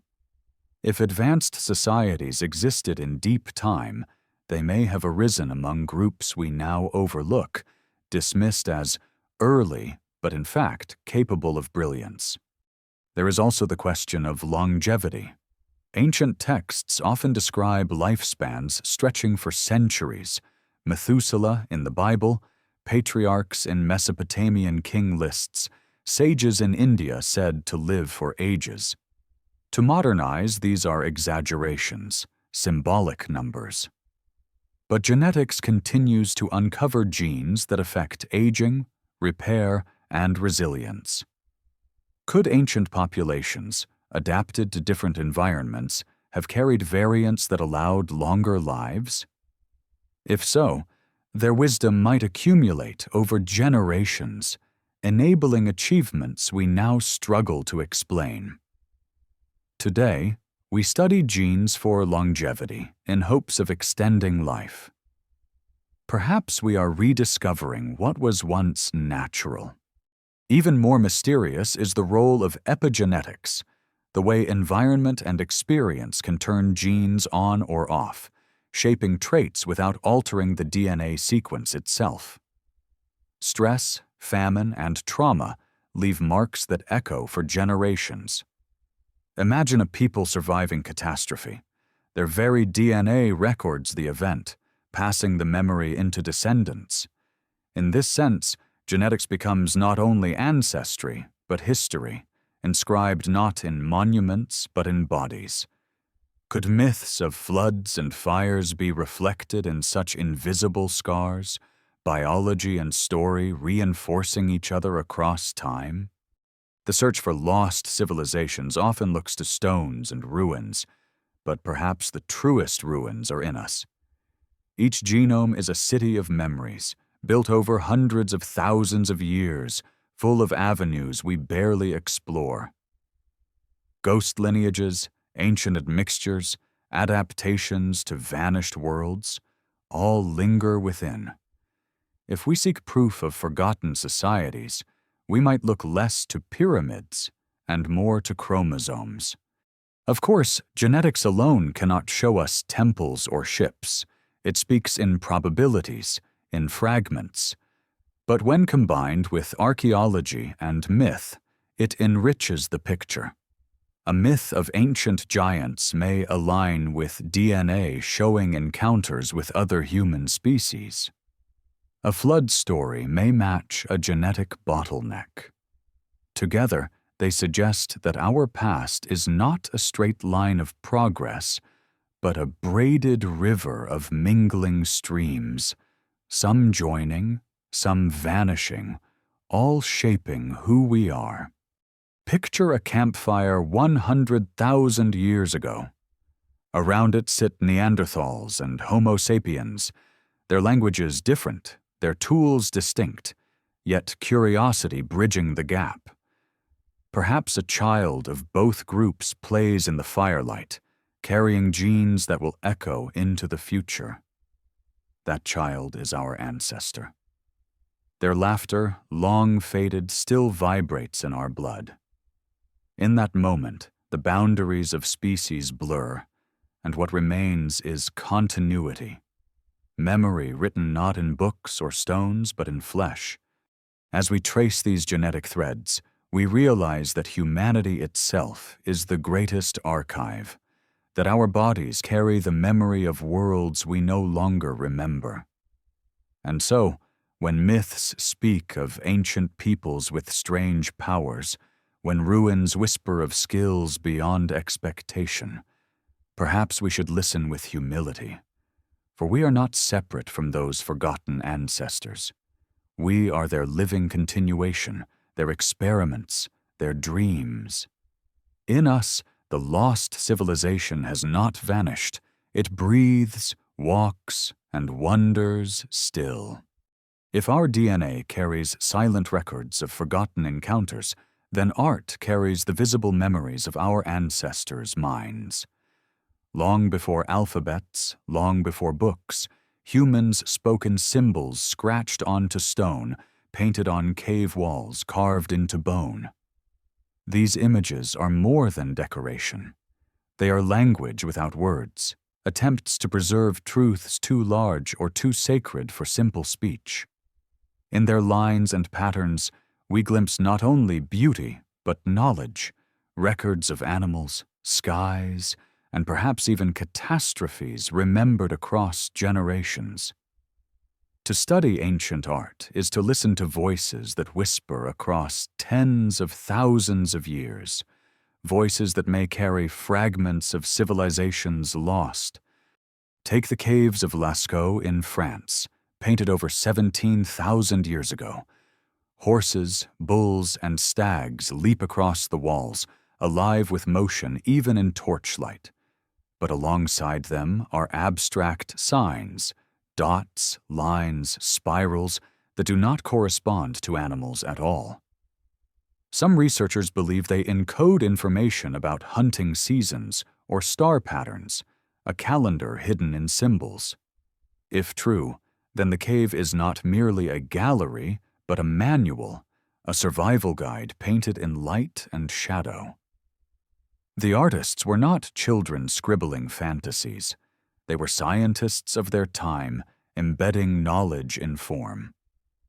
At Göbekli Tepe, the world's oldest known temple, carved pillars bear images of scorpions, foxes, birds, and headless men. To modern eyes, they appear cryptic, but patterns suggest astronomical alignments. One pillar, adorned with a scorpion, has been linked to the constellation Scorpio at the time of construction. Others seem to map the sky, recording events like comets or solstices. Imagine builders gathering beneath the stars, carving into stone the memory of what they saw. An ancient celestial diary. If their civilization was erased, these carvings may be the only record of their science, waiting for us to decipher. In the Andes, at Tiwanaku and Pumapunku, enigmatic carvings depict beings with large eyes and elaborate headgear, sometimes holding objects that resemble tools. Are these gods, shamans, or memory of real figures? The Gateway of the Sun shows a central figure surrounded by rays and tears, interpreted as both solar deity and calendar. Its design may encode astronomical cycles, embedding in stone a system of timekeeping. What we see as art may have been a textbook, each line a formula, each figure a marker of celestial or seasonal rhythm.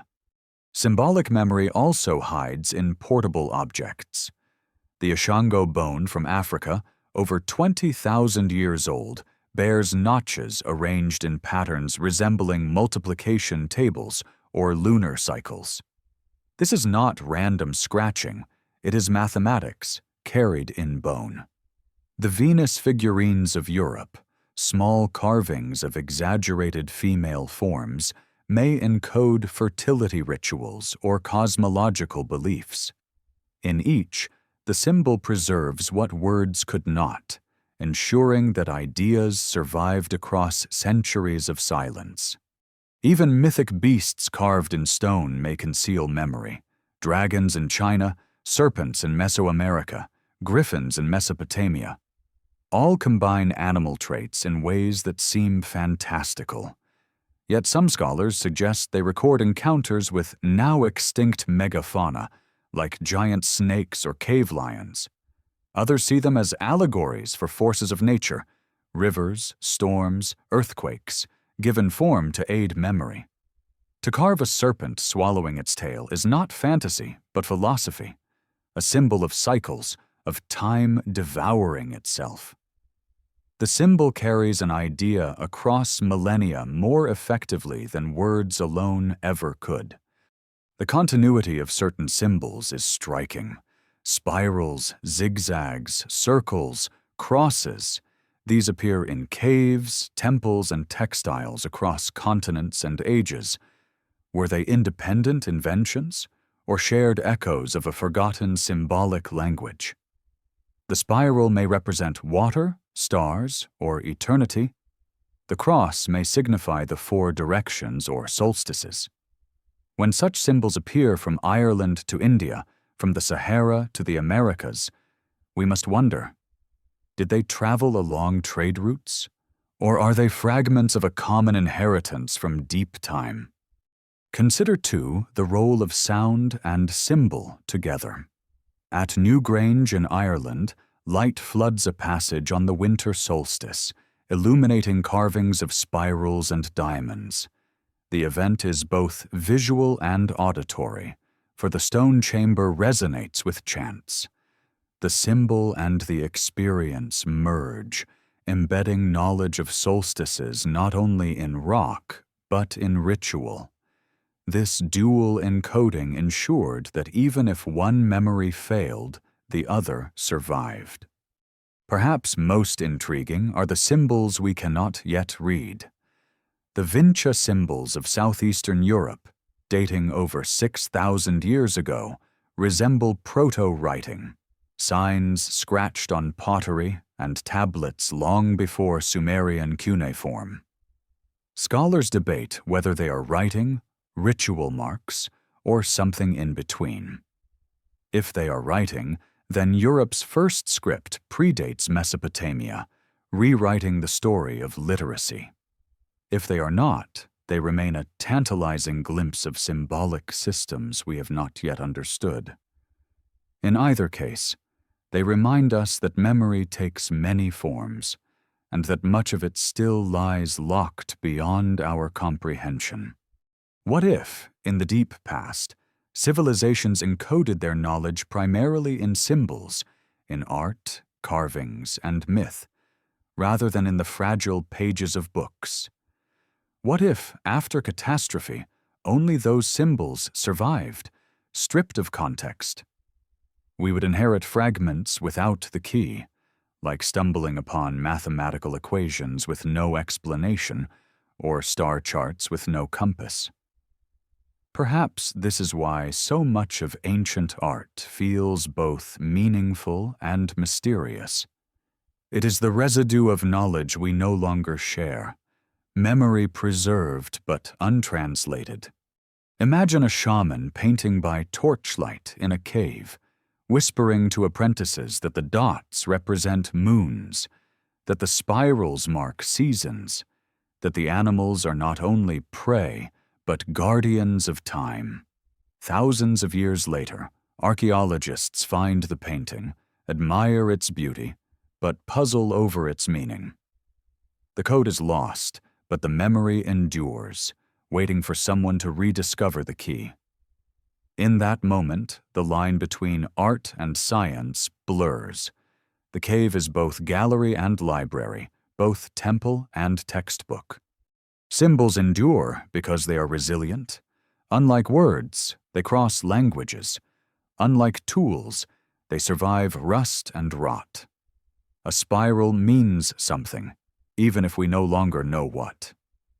In this way, symbolic memory may be the truest inheritance of lost civilizations, their voices etched into stone and bone, still speaking across time, even if we have forgotten how to listen.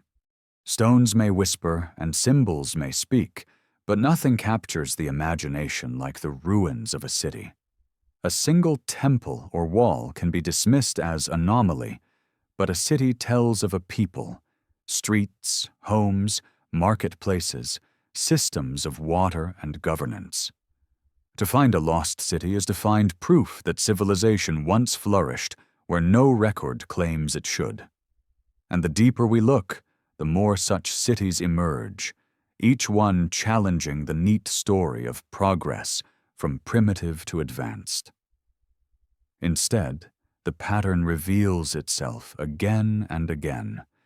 Humanity rises, builds, thrives, and vanishes, leaving behind ghostly blueprints carved into earth and stone. Take Pavlopetri, off the coast of Greece. Submerged beneath a few meters of water, its streets, courtyards, and tombs date back over 5,000 years, older than most of the classical world. Discovered by divers in the 1960s, it revealed an urban plan of startling sophistication. Roads aligned, drainage channels built, houses clustered in order. Its submersion may have been slow, caused by rising seas after the Ice Age, but to the people who lived there, it must have felt like the world itself turning against them. Today, fish swim where children once played, and algae carpet streets that once echoed with sandals. Pavlopetri whispers that the sea has claimed more than we can know. In India, beneath the Gulf of Kambat, sonar surveys in 2001 revealed structures scattered across the seabed, including geometric patterns, walls, and artifacts dated to nearly 9,000 years ago. If these interpretations hold, they predate the Harappan civilization by millennia, suggesting urban life in India long before textbooks allow. Though debate rages, the site ignites imagination. A drowned city older than Mesopotamia, forgotten until machines rediscovered it in murky depths. Were its people farmers, traders, priests? Did they watch the sea creep closer year by year, abandoning their streets to the tide? Farther east, in Japan, the Yonaguni Monument lies beneath the waves near Okinawa. Massive stone terraces, steps, and platforms sprawl across the seafloor, their edges sharp as though carved. Some argue it is a natural formation, shaped by currents and fractures. Others insist it bears the marks of tools, an underwater pyramid of unknown builders. Divers swim through its passageways like explorers in a dream, unsure whether they move through geology or archaeology. If it is human-made, it could be over 10,000 years old, rewriting the story of Japanese prehistory. If it is natural, it remains a reminder of how easily our minds find cities in stone, yearning for continuity. The Americas, too, hold their drowned memories. Off the coast of Cuba, sonar once revealed geometric shapes deep beneath the ocean, pyramids and avenues, if the reports are to be believed. Skeptics argue against such interpretations, but even without them, Mesoamerica itself is strewn with buried cities. The Maya jungle conceals not only temples, but entire metropolises, revealed by LiDAR to stretch farther than anyone imagined. Angkor in Cambodia, swallowed by forest, tells a similar tale. An empire whose hydraulic systems and vast population vanished into ruin, its stones silent until rediscovered centuries later. Each city is both a marvel and a warning, proof of human brilliance and human fragility. And yet these are only the ones we have found. The ocean covers most of Earth, its depths largely unmapped. During the last ice age, sea levels were more than 100 meters lower, exposing vast coastlines where fertile land and rivers would have drawn settlements. When the ice melted, those lands drowned. Imagine the cities that must lie now beneath waves, buried under silt and coral. Each was once alive with markets, families, rituals, worlds now erased from maps, remembered only in myths of sunken lands. Atlantis, Kumarikandam, Lemuria, Mu. Legends of drowned worlds may not be fantasy, but cultural memory of this great inundation, preserved in story while the stones themselves sleep underwater. Even inland, deserts and jungles hide cities like tombs. Ubar, the Atlantis of the sands, was long thought myth until ruins were found in Oman, revealing an ancient hub of trade. In the Amazon, recent discoveries show earthworks and settlements suggesting millions once lived where dense jungle now grows. Droughts, diseases, or conquest erased them, but the memory lingers in indigenous stories of vanished ancestors. In Central Asia, buried beneath desert sands, lie traces of the Oxus civilization, once vibrant with trade and culture, now reduced to broken walls hidden from sight. To walk among such ruins is to feel the pulse of the forgotten. Streets that once bustled now echo only with wind. Wells that once quenched thirst now hold dust. Temples once filled with incense now crumble in silence. And yet each stone carries the weight of human hands, proof that people lived, built, and dreamed here. The tragedy is not only their disappearance, but our ignorance, the centuries when we believed ourselves the first, forgetting those who came before. If advanced societies existed 100,000 years ago, their traces would likely lie in the same places, along drowned coastlines, beneath deserts, swallowed by forests. Time and catastrophe erase, but patterns repeat. Where water flows, where rivers meet the sea, where soil is rich, there humanity gathers. If we search those places, we may find not only the ruins we know, but others, older, stranger, waiting in silence. Imagine diving beneath the sea near Yonaguni, torchlight cutting through murk, revealing steps carved long before history. Imagine walking through Amazon jungle, LiDAR scans revealing streets beneath your feet, invisible to eyes but mapped in light. Imagine brushing sand from a buried wall in the Sahara, realizing it once bordered a thriving marketplace. Each discovery is a reminder that the past is larger than we think, that history is less a straight line than a palimpsest, layers upon layers, cities built upon cities, each leaving traces for the next. Cities are memory externalized. They embody not just shelter, but order, community, belief. When they vanish, it is as though memory itself collapses. And yet, in ruins, they continue to speak. They tell us that humans have always sought to gather, to build, to dream beyond survival. They remind us that we are not unique in our ambition, only perhaps in our forgetfulness. For if others built before us and vanished, what assurance do we have that we are different? The sea still rises, the earth still quakes, the forest still swallows. Our cities too may one day be ruins whispered about by descendants, our stories half remembered, our monuments puzzling. And so to walk through a lost city is not only to glimpse the past, but to confront the future.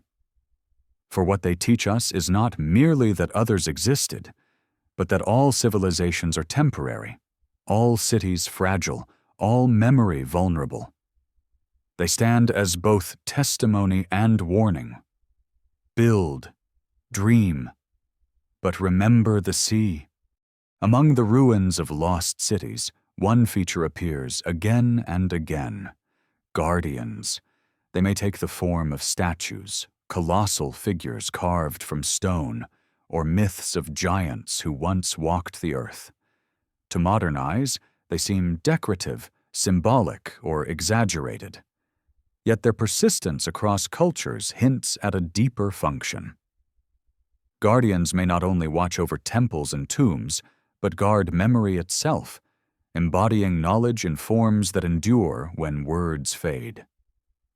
They are silent librarians of stone, tasked with preserving the presence of civilizations long gone. Consider Easter Island, or Rapa Nui, where hundreds of Moai statues stand with solemn gazes facing inland. Carved between 1200 and 1600 CE, they represent ancestors, chiefs, or protectors. But their function was not merely commemorative. The Moai, placed upon platforms called ahu, aligned with celestial events and territorial divisions, embedding social order into landscape. Each statue was both symbol and system, ensuring continuity of knowledge about land, lineage, and cosmos. Though the society that raised them declined, the Moai remain, their heavy eyes reminding us that guardians outlast their makers. In Egypt, the Sphinx stands as another sentinel. Half lion, half human, it watches over the plateau of Giza, its body eroded by wind and time, but still defiant. Its origin is debated, carved during Khafra's reign, or earlier, perhaps weathered by rains before the Desert Age. Whatever its date, it embodies protection, fusing human intellect with animal power. More than a statue, it is an encoded message: strength, vigilance, mystery. Facing the rising sun, it watches the cycle of days, silently guarding both the dead and the memory of their civilization. The ancient Near East offers similar figures. Lamassu, winged bulls with human heads, guarded Assyrian palaces. Their massive forms flanked gates, inscribed with protective spells. They were not mere ornament, but architecture infused with myth, embodying the idea that a city must be shielded not only by walls, but by cosmic forces. To pass beneath them was to acknowledge continuity with the divine, a recognition that the city's survival was tied to its guardians. Even after empires fell, these colossi remained, half-buried, yet still radiating authority. Giants, too, stride through myths across the world. In the Hebrew Bible, the Nephilim are described as offspring of gods and humans, mighty men of renown. Norse mythology speaks of Jotun, primal beings of immense strength. Greek legends tell of titans, precursors to the gods, overthrown yet remembered. In Native American traditions, tales of giant ancestors echo across tribes, sometimes protectors, sometimes threats. Could these be symbolic personifications of forces of nature, mountains, floods, storms, or could they encode memories of encounters with other human species, taller or stronger than ourselves? Fossils of mammoths and dinosaurs may have sparked imagination, but perhaps real encounters with strangers of unusual stature gave birth to the myths. Monuments themselves often take human form on giant scale. The colossi of Memnon in Egypt, towering statues of Pharaoh Amenhotep III, still sit by the Nile, their broken forms whispering across millennia. At Mount Nemrut in Turkey, colossal stone heads of gods and kings scatter across a mountaintop, gazing over landscapes once part of empires. In each case, the larger-than-life scale transforms human into myth, ensuring that memory endures in stone long after flesh has rotted. These guardians are more than art. They are anchors, tying the present to the past, reminding future generations that greatness once stood here. What function do such guardians serve? One possibility is psychological. By embodying memory in monumental form, societies externalize their identity, ensuring continuity across collapse. When the city falls, the guardian remains, telling survivors that the story is not entirely lost. Another is practical. Guardians often align with astronomical points, serving as markers for calendars and rituals. A statue may not only represent a king, but also track solstices, its shadow falling in precise alignment on certain days. In this way, the guardian encodes both cultural and scientific knowledge, ensuring its preservation across centuries. Yet there is also a sense of warning. Guardians are often placed at thresholds, city gates, temple doors, tomb entrances. They mark the boundary between worlds, living and dead, sacred and profane, memory and forgetting. To pass them is to be reminded that knowledge is protected, that access requires respect. In this sense, guardians are not passive but active, shaping how people engage with memory. They filter, they intimidate, they preserve by demanding acknowledgement. If we imagine a lost civilization 100,000 years ago, might it too have raised guardians, carved figures on cliffs, statues gazing over drowned coastlines, colossal faces etched into stone? Time may have eroded them, seas swallowed them, but fragments may still lie buried, unrecognized as anything more than natural rock. perhaps myths of giants, of beings who once shaped the earth, are cultural echoes of such monuments now gone. Where the stone survives, we call them moai, sphinx, lamassu. Where it does not, we call them Nephilim, Titans, Jotun. In both cases, they are guardians of memory, real or imagined, refusing to let the past vanish completely. Imagine walking among the moai at dusk, their silhouettes black against a fiery sky. The wind moves through grass, waves crash on cliffs, but the statues are unmoving, eternal. You feel their gaze, not on your body but on your soul, as though they remember something you do not.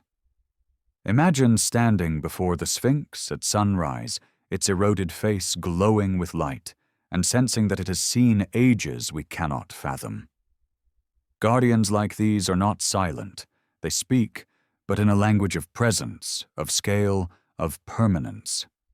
Their message is simple. Remember. In our own world, we raise guardians too. Monuments, memorials, statues in squares. They may not survive 10,000 years, but the impulse is the same. To embody memory in stone, to guard against forgetting. Perhaps we are repeating the same pattern as those before us, unaware that we are carving echoes of echoes, participating in a tradition as old as humanity itself. And so when myths tell of giants, when ruins reveal statues too large for reason, when stone faces gaze across oceans, we should not dismiss them as curiosities. They are guardians, sentinels of memory, keeping alive fragments of civilizations otherwise erased. They remind us that the past watches still, that forgetting is never complete, that silence is never absolute. If statues and guardians stand as sentinels of memory, then entire landscapes can serve as libraries. Across cultures, mountains, rivers, deserts, and plains have been seen not simply as natural features, but as sacred geographies, places where myth and meaning converge. To mark a mountain as holy, to carve into a cliff, to align a city with a river's curve, these acts transform Earth into archive. Long before books, people turned the world itself into a text, each peak and valley a word, each river a sentence, each desert a page. To walk through such a landscape is to walk through memory, a story too vast to hold in hand, but inscribed on horizons. Consider Uluru in Australia, the great red monolith rising from the flat desert. To the Anangu people, it is not merely stone, but a living canvas, etched with the tracks of ancestral beings from the Dreamtime, the primordial age when the world was shaped. Caves, ridges, and crevices are read as episodes of myth, each feature tied to a story passed orally for millennia. In this way, Uluru becomes both monument and map, a memory palace as vast as the land itself. When colonial explorers dismissed such places as barren, they missed the truth.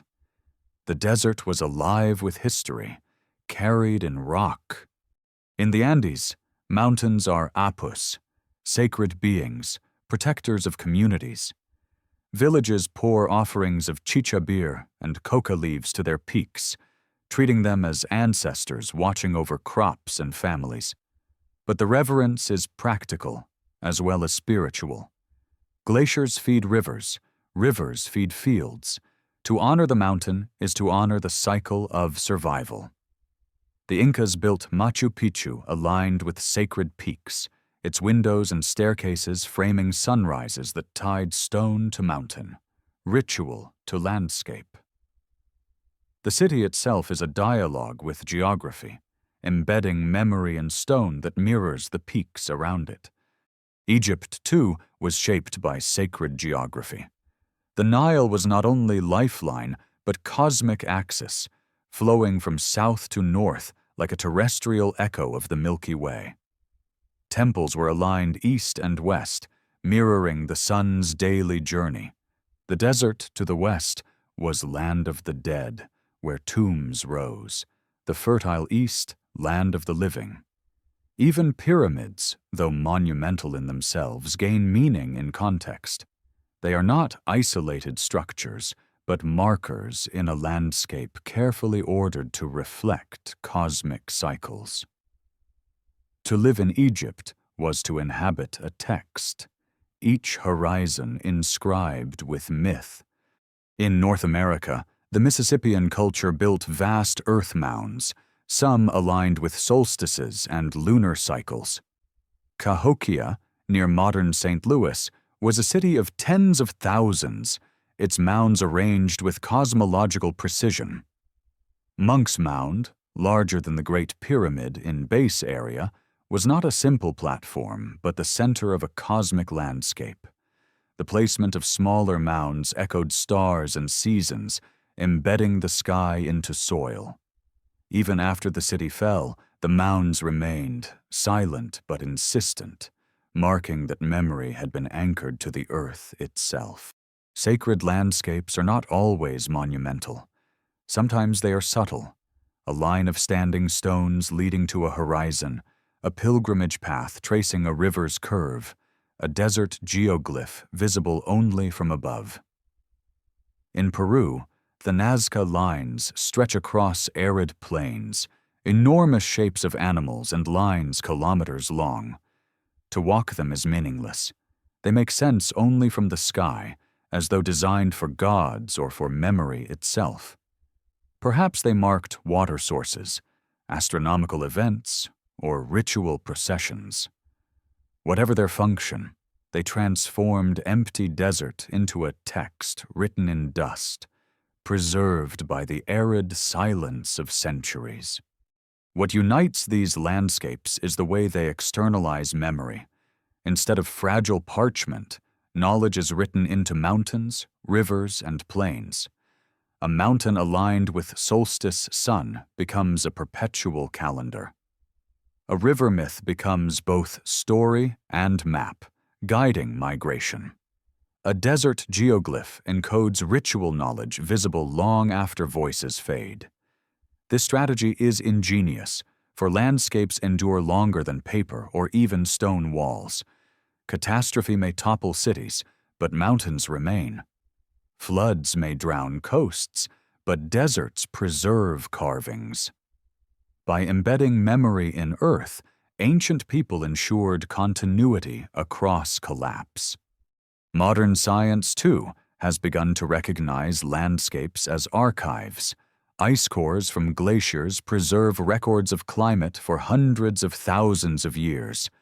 Tree rings speak of droughts and floods. Sediments record extinctions, eruptions, and migrations. Yet long before scientists drilled cores, ancient peoples already knew landscapes were memory. Their myths of sacred mountains, world trees, and cosmic rivers were not fantasy, but a way of preserving environmental history. When Aboriginal stories speak of coasts swallowed by rising seas, they encode real geological events. When Andean myths describe glaciers as living beings, they encode awareness of water cycles. The line between myth and science, once again, blurs in the light of sacred geography. Imagine standing at Machu Picchu as dawn breaks, watching sunlight strike a window aligned with a distant peak.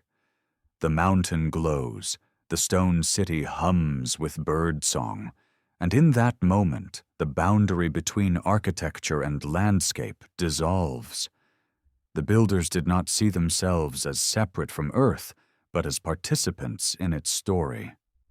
Their city was not imposed on land, but woven into it, a chapter in a larger book of stone and sky.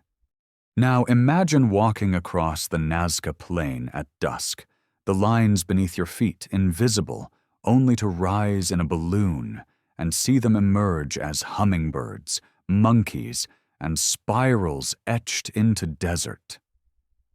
What purpose they served we may never know, but their endurance across centuries reminds us that memory can be written in ways that defy erosion. The desert itself became a page, the artist's brush a foot on dust. If a lost civilization existed 100,000 years ago, perhaps its greatest achievement was not machines or towers, but landscapes transformed into memory systems. Mountains aligned with stars, rivers mapped into myths, deserts carved with signs visible to eternity. The traces may remain beneath our feet even now, mistaken for natural features, waiting for someone to see the design hidden in plain sight. Sacred landscapes remind us that the earth itself is archive, that we live inside memory whether we realize it or not. When we walk through valleys, climb peaks, or sail rivers, we are moving through chapters written long before our birth. To honor them is not only to preserve history, but to recognize that we, too, are being written into the land with every stone we move, every city we build, every myth we tell. If sacred landscapes held memory in plain sight, then forbidden knowledge is memory deliberately concealed. Across history, certain ideas, texts, and practices have been suppressed, sometimes by conquerors, sometimes by priests, sometimes by fear itself. To erase knowledge is to control the story of humanity, to dictate not only what we remember, but what we are allowed to imagine. Yet erasure is never complete. Fragments survive in apocrypha, in whispers, in secret schools. The very existence of forbidden knowledge suggests that beneath the surface of history runs another current, a hidden archive of truths too dangerous for power to allow. Consider the Library of Alexandria, legend of legends. Said to hold hundreds of thousands of scrolls, it was a beacon of ancient learning. Astronomy, mathematics, medicine, geography. When it burned, whether in Caesar's conquest or later neglect, an entire treasury of memory was lost. But what knowledge lay within those shelves? Did it include maps of lands long vanished, accounts of civilizations older than Egypt or Sumer, techniques of science forgotten for centuries? We cannot know.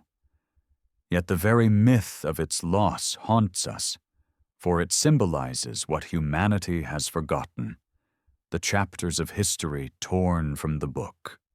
Religions, too, have suppressed texts.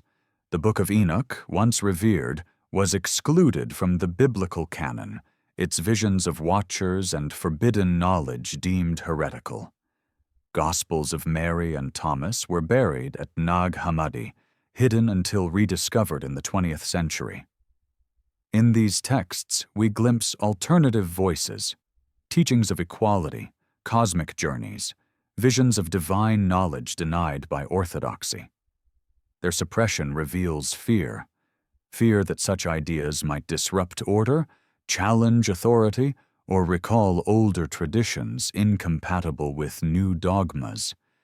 Yet by banning them, the guardians of orthodoxy also ensured their mystique, transforming them into vessels of forbidden memory. Esoteric traditions often cloak themselves in secrecy precisely to survive suppression. Alchemy, dismissed as superstition, preserved in its symbols fragments of chemistry, metallurgy, and philosophy.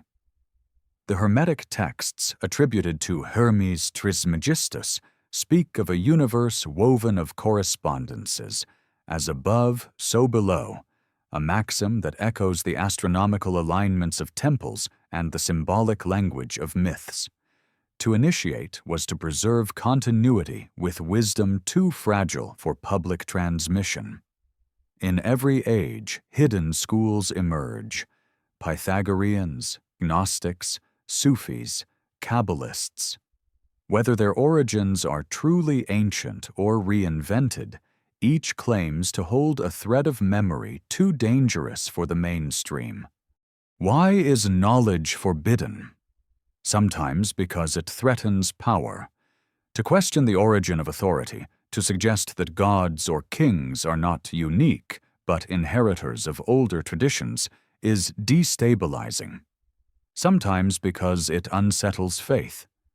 To imply that floods and giants are not allegories, but memories of real events, risks collapsing the wall between myth and history. And sometimes because knowledge is too disruptive. The idea that the Earth orbits the Sun was once heresy. The idea that continents drift was once fantasy. What other truths still lie buried, forbidden not by law, but by disbelief? Archaeology itself has wrestled with forbidden questions. Artifacts that do not fit the accepted timeline are often dismissed as anomalies, locked away in archives. Reports of ancient maps, advanced tools, or impossible ruins are labeled hoaxes, sometimes rightly so, but sometimes with a zeal that feels less like science and more like fear. The term out-of-place artifacts reveals this anxiety. To admit them would be to admit that the story is incomplete, that civilizations may have risen and fallen outside the neat narrative of progress. Better to forbid them than to rewrite history. Yet suppression does not erase curiosity. Each anomaly becomes fuel for speculation, each forbidden artifact a spark of possibility. Even myths of forbidden fruit encode this tension. In Genesis, the tree of knowledge is denied to humanity, guarded by divine command. To eat is to awaken, to see truth, but also to suffer exile. Across cultures, similar stories warn against overreaching. Prometheus punished for stealing fire, Pandora punished for opening the jar, Quetzalcoatl punished for bringing wisdom. These myths are not merely moral tales, but reflections of real struggles between knowledge and power.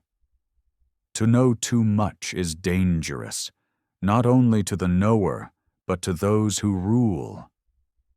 Forbidden knowledge becomes both temptation and threat, preserved in myth as both caution and promise. Imagine standing in a monastery centuries ago, copying a manuscript by candlelight.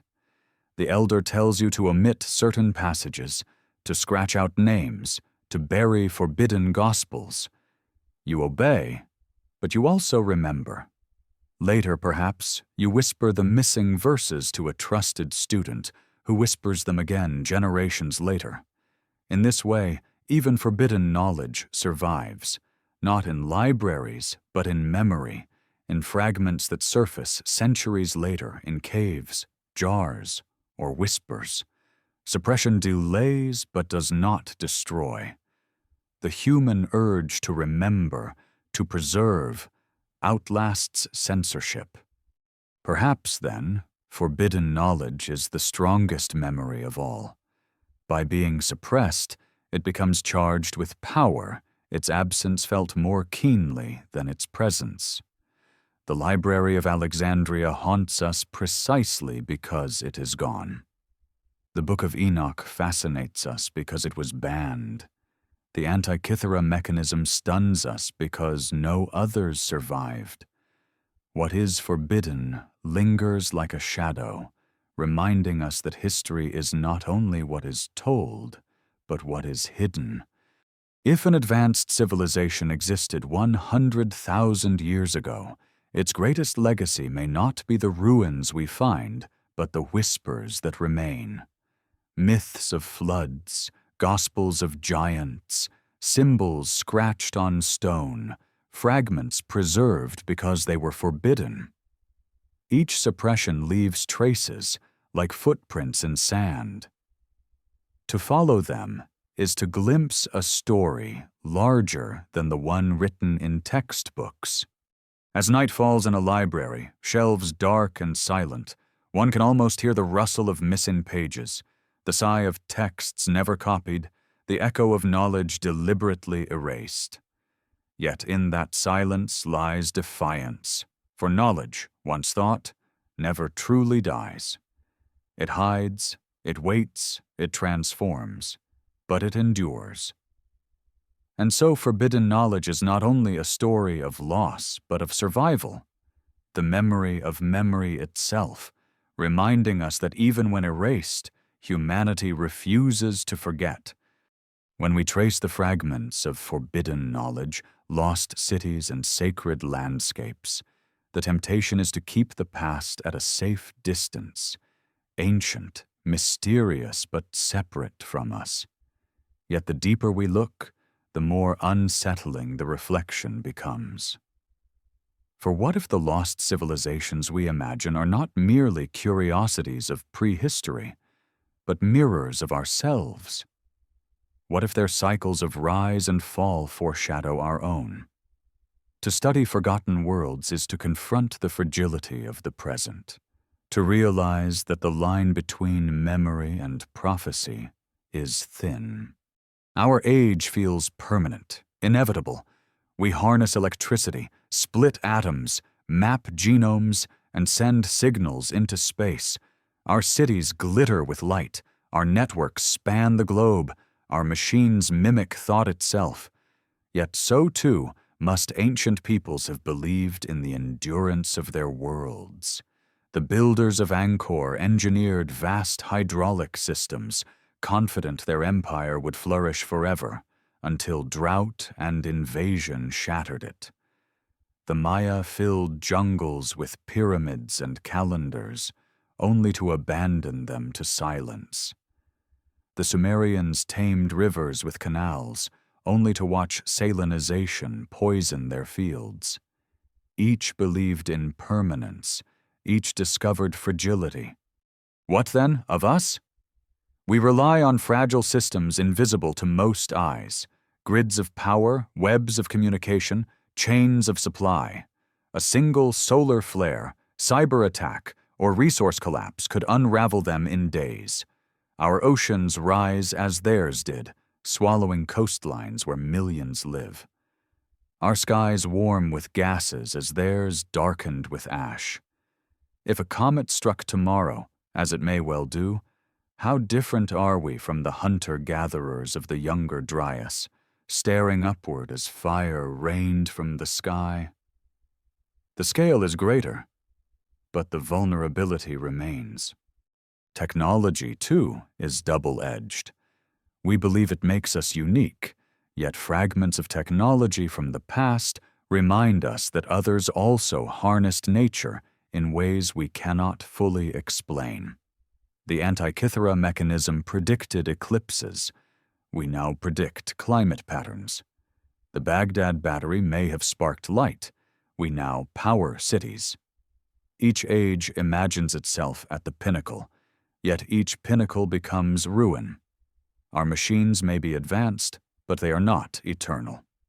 What will future archaeologists think of silicon chips, rusted satellites, or skyscrapers half buried in sand? Will they read them as wonders, or as mysteries too fragile to comprehend? Even our knowledge is vulnerable. Vast as our libraries are, they depend on servers, screens, and electricity. If grids fail, if digital archives vanish, how much survives? Paper burns, data corrupts, memory erases. Perhaps this is why myths and symbols persist. They require no wires, no fuel, only voice and stone. A spiral carved on rock outlasts whole empires. A story told by firelight outlives libraries. We have not surpassed the ancients in durability. We may, in fact, be more fragile than they. Yet reflection brings not only warning, but possibility. If civilizations rise and fall in cycles, then each fall is also a seed of renewal. The survivors of floods, plagues, and wars did not vanish entirely. They adapted, rebuilt, told stories, carved symbols, aligned stones. Their memory shaped the next cycle. If we too face collapse, perhaps our myths will be the satellites, the skyscrapers, the fragments of code. Perhaps future generations will whisper of gods who spoke in glowing rectangles, of towers that pierced the sky, of chariots of fire that flew without wings. They may misremember as we misremember, but the continuity will endure. The crucial lesson is humility. To imagine a civilization 100,000 years ago is to admit that we are not the first, nor perhaps the greatest. Others may have walked this path, mastered nature, traded across oceans, mapped stars, and then fallen into silence. Their ruins are our warnings. Their myths are our mirrors. Their guardians of stone gaze not only backward but forward, reminding us that time devours all. The question is not whether we will endure forever, but what fragments we will leave when we do not. Imagine a future archaeologist 10,000 years from now, brushing sand from the ruins of New York or Tokyo. The glass towers have shattered, the steel has rusted, the concrete crumbled. But fragments remain. A subway tunnel here, a half-buried bridge there. They speculate about the people who built these things, who carved grids of streets and raised monuments of steel. Perhaps they find a server, corroded but intact, and wonder at the strange symbols within, as we now wonder at cuneiform tablets. To them, we will be myth, as Atlantis is myth to us. And so the circle turns. We study the past not to marvel only, but to remember what we risk becoming. The lost civilizations remind us that progress is not a straight line, but a fragile balance. Their stories are not just curiosities, they are survival guides. Respect the earth. Do not forget the stars. Beware of arrogance. Preserve knowledge in ways that endure storms. These lessons are encoded in stone, symbol, and myth, waiting for us to listen. Standing on the edge of a ruined temple, feeling the wind move through broken columns, one realizes the truth. Every civilization believes it is permanent, yet every civilization is temporary. To imagine ourselves immune is to repeat their mistakes. To learn from them is to honor their memory, to carry forward what they could not. We are not separate from them. We are them, extended into another cycle of rise and fall. And so, when we look at lost cities and forbidden texts, when we hear myths of floods and giants, we should not only ask what happened to them, we should ask what will happen to us. For their story is ours, written in advance, reminding us that we too are a chapter, not the book. The journey through lost civilizations, forbidden knowledge, sacred landscapes, and drowned cities leads us, inevitably, to a question with no final answer. What if Earth once hosted an advanced society 100,000 years ago? We have sifted through myths of floods, gazed at stones cut with impossible precision, followed trade routes across oceans, read symbols carved into caves and pillars. We have listened to DNA, to landscapes, to guardians of stone. Each fragment whispers, none shout. The past is not a puzzle solved, but a tapestry frayed, its design glimpsed in scattered threads. And perhaps that is as it must be, for memory survives not in certainty, but in wonder. If such a civilization existed, it would not look like ours. Its machines may have been of wood and stone, its energy drawn from sound, water, or sky. Its memory may have been written in myth and symbol rather than code. To us, its achievements might appear magical, just as our own might appear magical to those who follow us after our fall. To search for it is not to seek confirmation, but to embrace humility, to realize that we are not the only possible chapter, that time is deep, and that forgetting is as natural as remembering. The ancients knew this. Their myths of cycles, worlds created and destroyed, ages of gold and iron, speak not only of imagination, but of recognition. They saw time not as a line, but as a circle, each civilization a season, each collapse a winter, each rebirth a spring. To them, memory was not permanent, but perennial, sprouting again after each frost. Perhaps we are simply the latest spring in a cycle stretching back far beyond what we can prove. And yet the fragments matter. A stone aligned with solstice, a myth of flood, a gene carrying the echo of a vanished people, a carving of spiral or serpent. These are not trivial. They are the roots of continuity, the signs that humanity, in whatever form, endures through memory even when cities crumble. To listen to them is to hear not fantasy, but resilience, the determination of our species to leave something for the future, even if only a whisper in stone or story. Today, we stand at our own threshold. Our cities stretch to the sky, our machines hum with power, our networks weave the globe. But we, too, are fragile. The earth is restless, the sky unpredictable, the sea patient. Our arrogance tempts us to believe we are immune to the cycles that humbled those before. Yet every drowned city, every forbidden text, every forgotten myth warns us, memory is fragile, civilization temporary. What matters is not permanence, but continuity, the ability to carry forward something, however small, into the next cycle.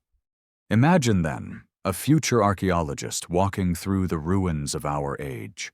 The towers are gone, the machines silent, but perhaps one carving endures, one myth survives, one symbol whispers across millennia. Perhaps they will ask of us the same question we ask of those before. Who were these people? What did they know? Why did they fall? And perhaps our myths will answer, distorted but alive, carrying fragments of our truth into their dawn. For this is the lesson of lost civilizations, that memory is never fully lost, only transformed. It moves from stone to story, from blood to symbol, from silence to rediscovery. We inherit fragments, we reshape them, we pass them on. Each generation is both the end of one world and the beginning of another. And so the possibility of a civilization 100,000 years ago is not only a speculation, but a reminder that the story of humanity is larger than we think, deeper than we imagine, older than we dare to admit. As the stars rise above the ruins of forgotten cities, as waves lap over drowned streets, as wind hums through stone guardians, the truth reveals itself in silence. History is not a line, but an ocean, and we are but one wave among many.